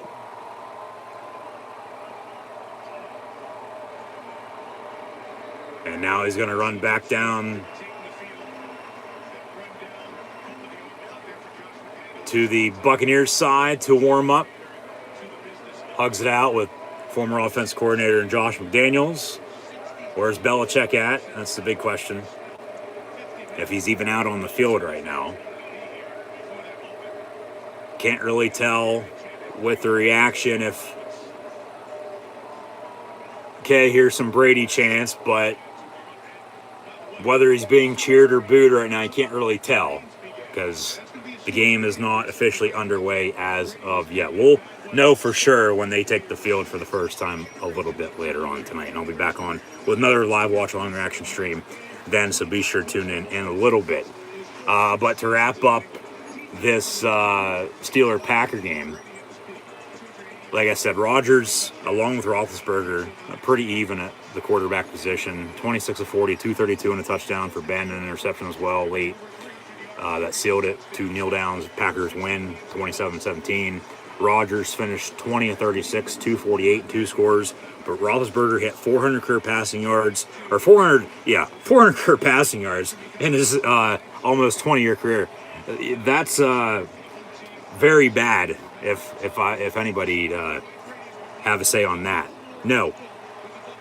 Roethlisberger with his one passing touchdown today to Deontay Johnson to take an early 7-0 lead for the Steelers in the first quarter, hit 400 career passing touchdowns, becoming the 8th quarterback in NFL history to do so. And then he also passed Dan Marino on the passing yards list, 61,000 and counting. Rodgers, in the meantime, tonight tied Dan Marino, Pittsburgh native, of course, played at Pitt, Dolphin legend, Hall of Famer as well. Rodgers tied Marino with 420 career passing touchdowns in this game today as well. However, tonight on Sunday Night Football, Brady and the Bucs, of course, Brady returning to Foxborough to take on the Pats, the team he played for 20 years, now in his 22nd season, second with the Bucs, coming off a Super Bowl win, his 7th all-time most in NFL history by a single player. Brady can pass Drew Brees to become the NFL's all-time passing leader tonight on Sunday Night Football, back in a place he used to call home with the New England Patriots at Gillette Stadium in Foxborough. So I'll have live watch-along reactions of this game coming up momentarily. So hopefully we'll tune back in. But today, the Steelers lose by 10, 27-17 on the road to the Green Bay Packers, dropping to 1-3. Green Bay is now 3-1. Green Bay heads to Cincinnati next Sunday. Pittsburgh back home, taking on the Denver Broncos. Both games going to be at 1 p.m. Eastern Time.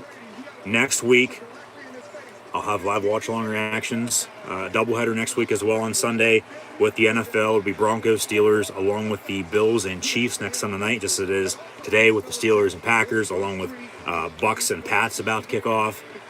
Next week as well, though, with some more college football and NFL action as well. Of course, top 5 showdown in college football from Iowa City, Penn State, and Iowa, the Nittany Lions and Hawkeyes next Saturday afternoon. Hopefully tune in and watch those live watch-along reactions live right here on YouTube as well. Where to begin for the Pittsburgh Steelers? 7-0 early lead, down by 7 there, just before halftime, 14-7. They kicked a field goal, 14-10. Right before half, they also got a blocked field goal, returned for a touchdown, but the ref said they were offside. I still don't think they were. Of course, Crosby ended up kicking another field goal. Green Bay went up 17-10 at the half. So Pittsburgh got beat in the first half. They got beat in the second half. They got beat in general. They lose by 10, 27-17, because what was it? Yeah, 17-10 at the half. And then it would have been 10-7 in a losing effort in the second half. It's still a 60-minute game, and they still lost. Still an L in the win-loss column. 27-17 your score. Packers win.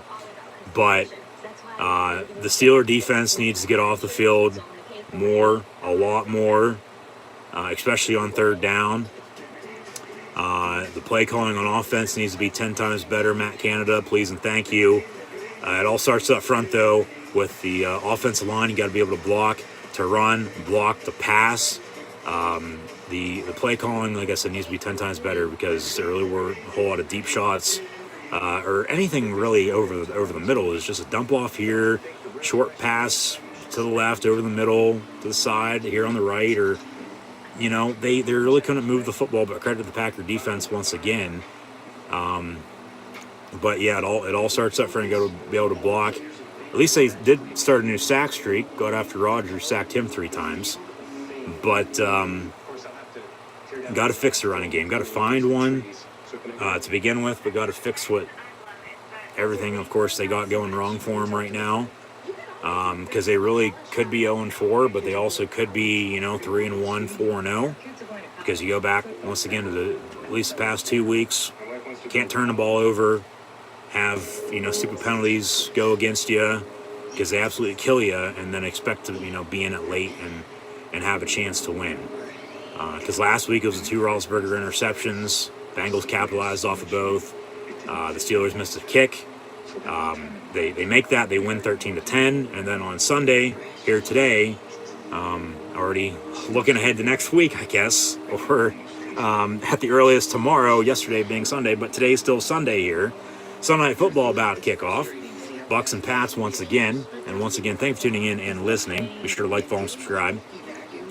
But today, it was, at first, because it did come back and hurt them, the offside on the blocked field goal.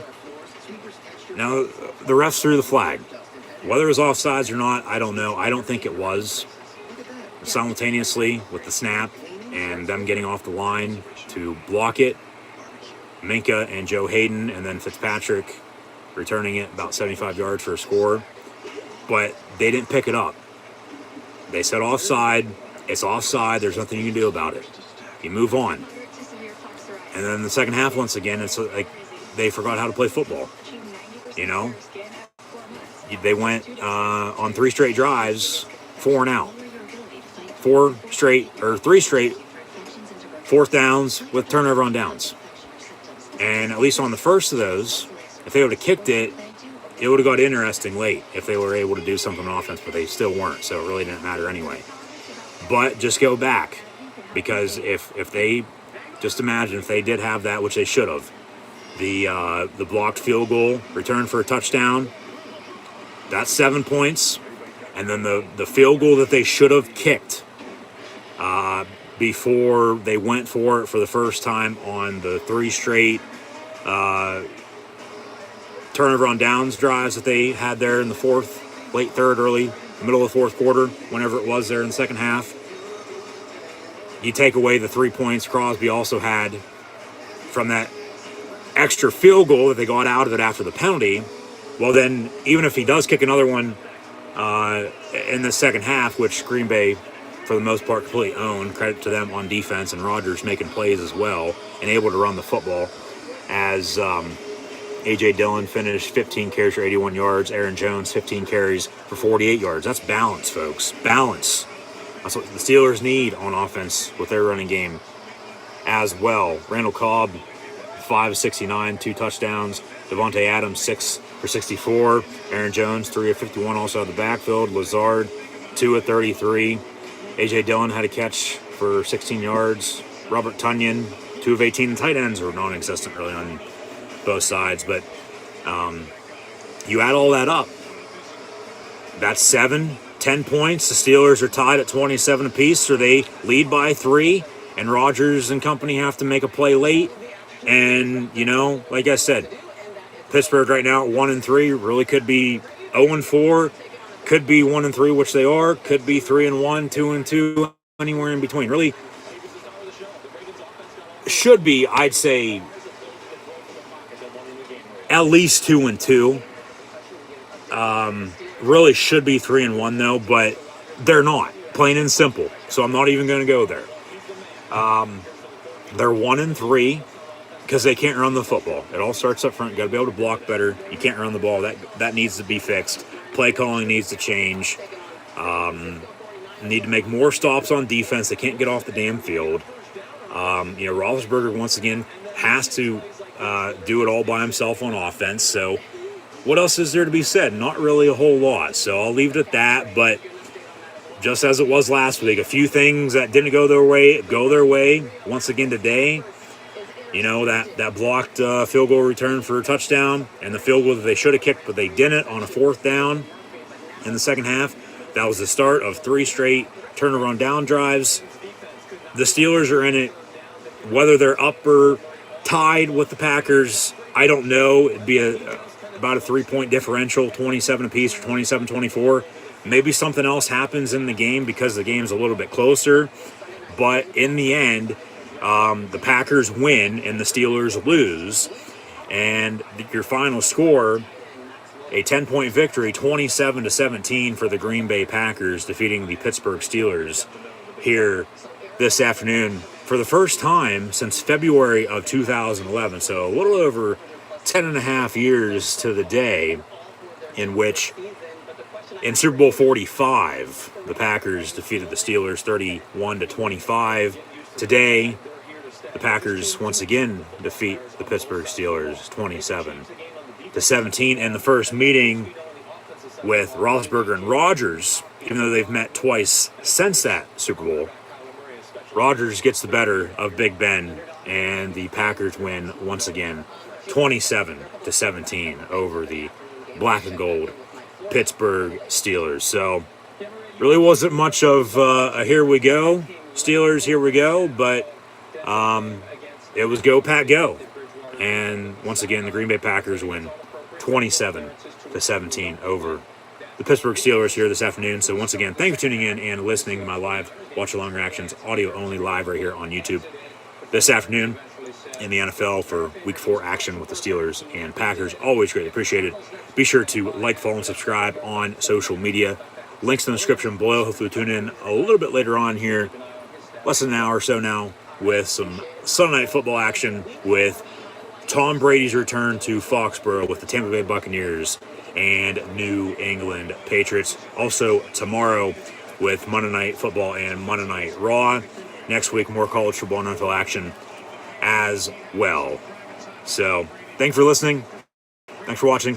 Like, follow, and subscribe on social media. Links in the description below. Packers defeat the Steelers 27-17.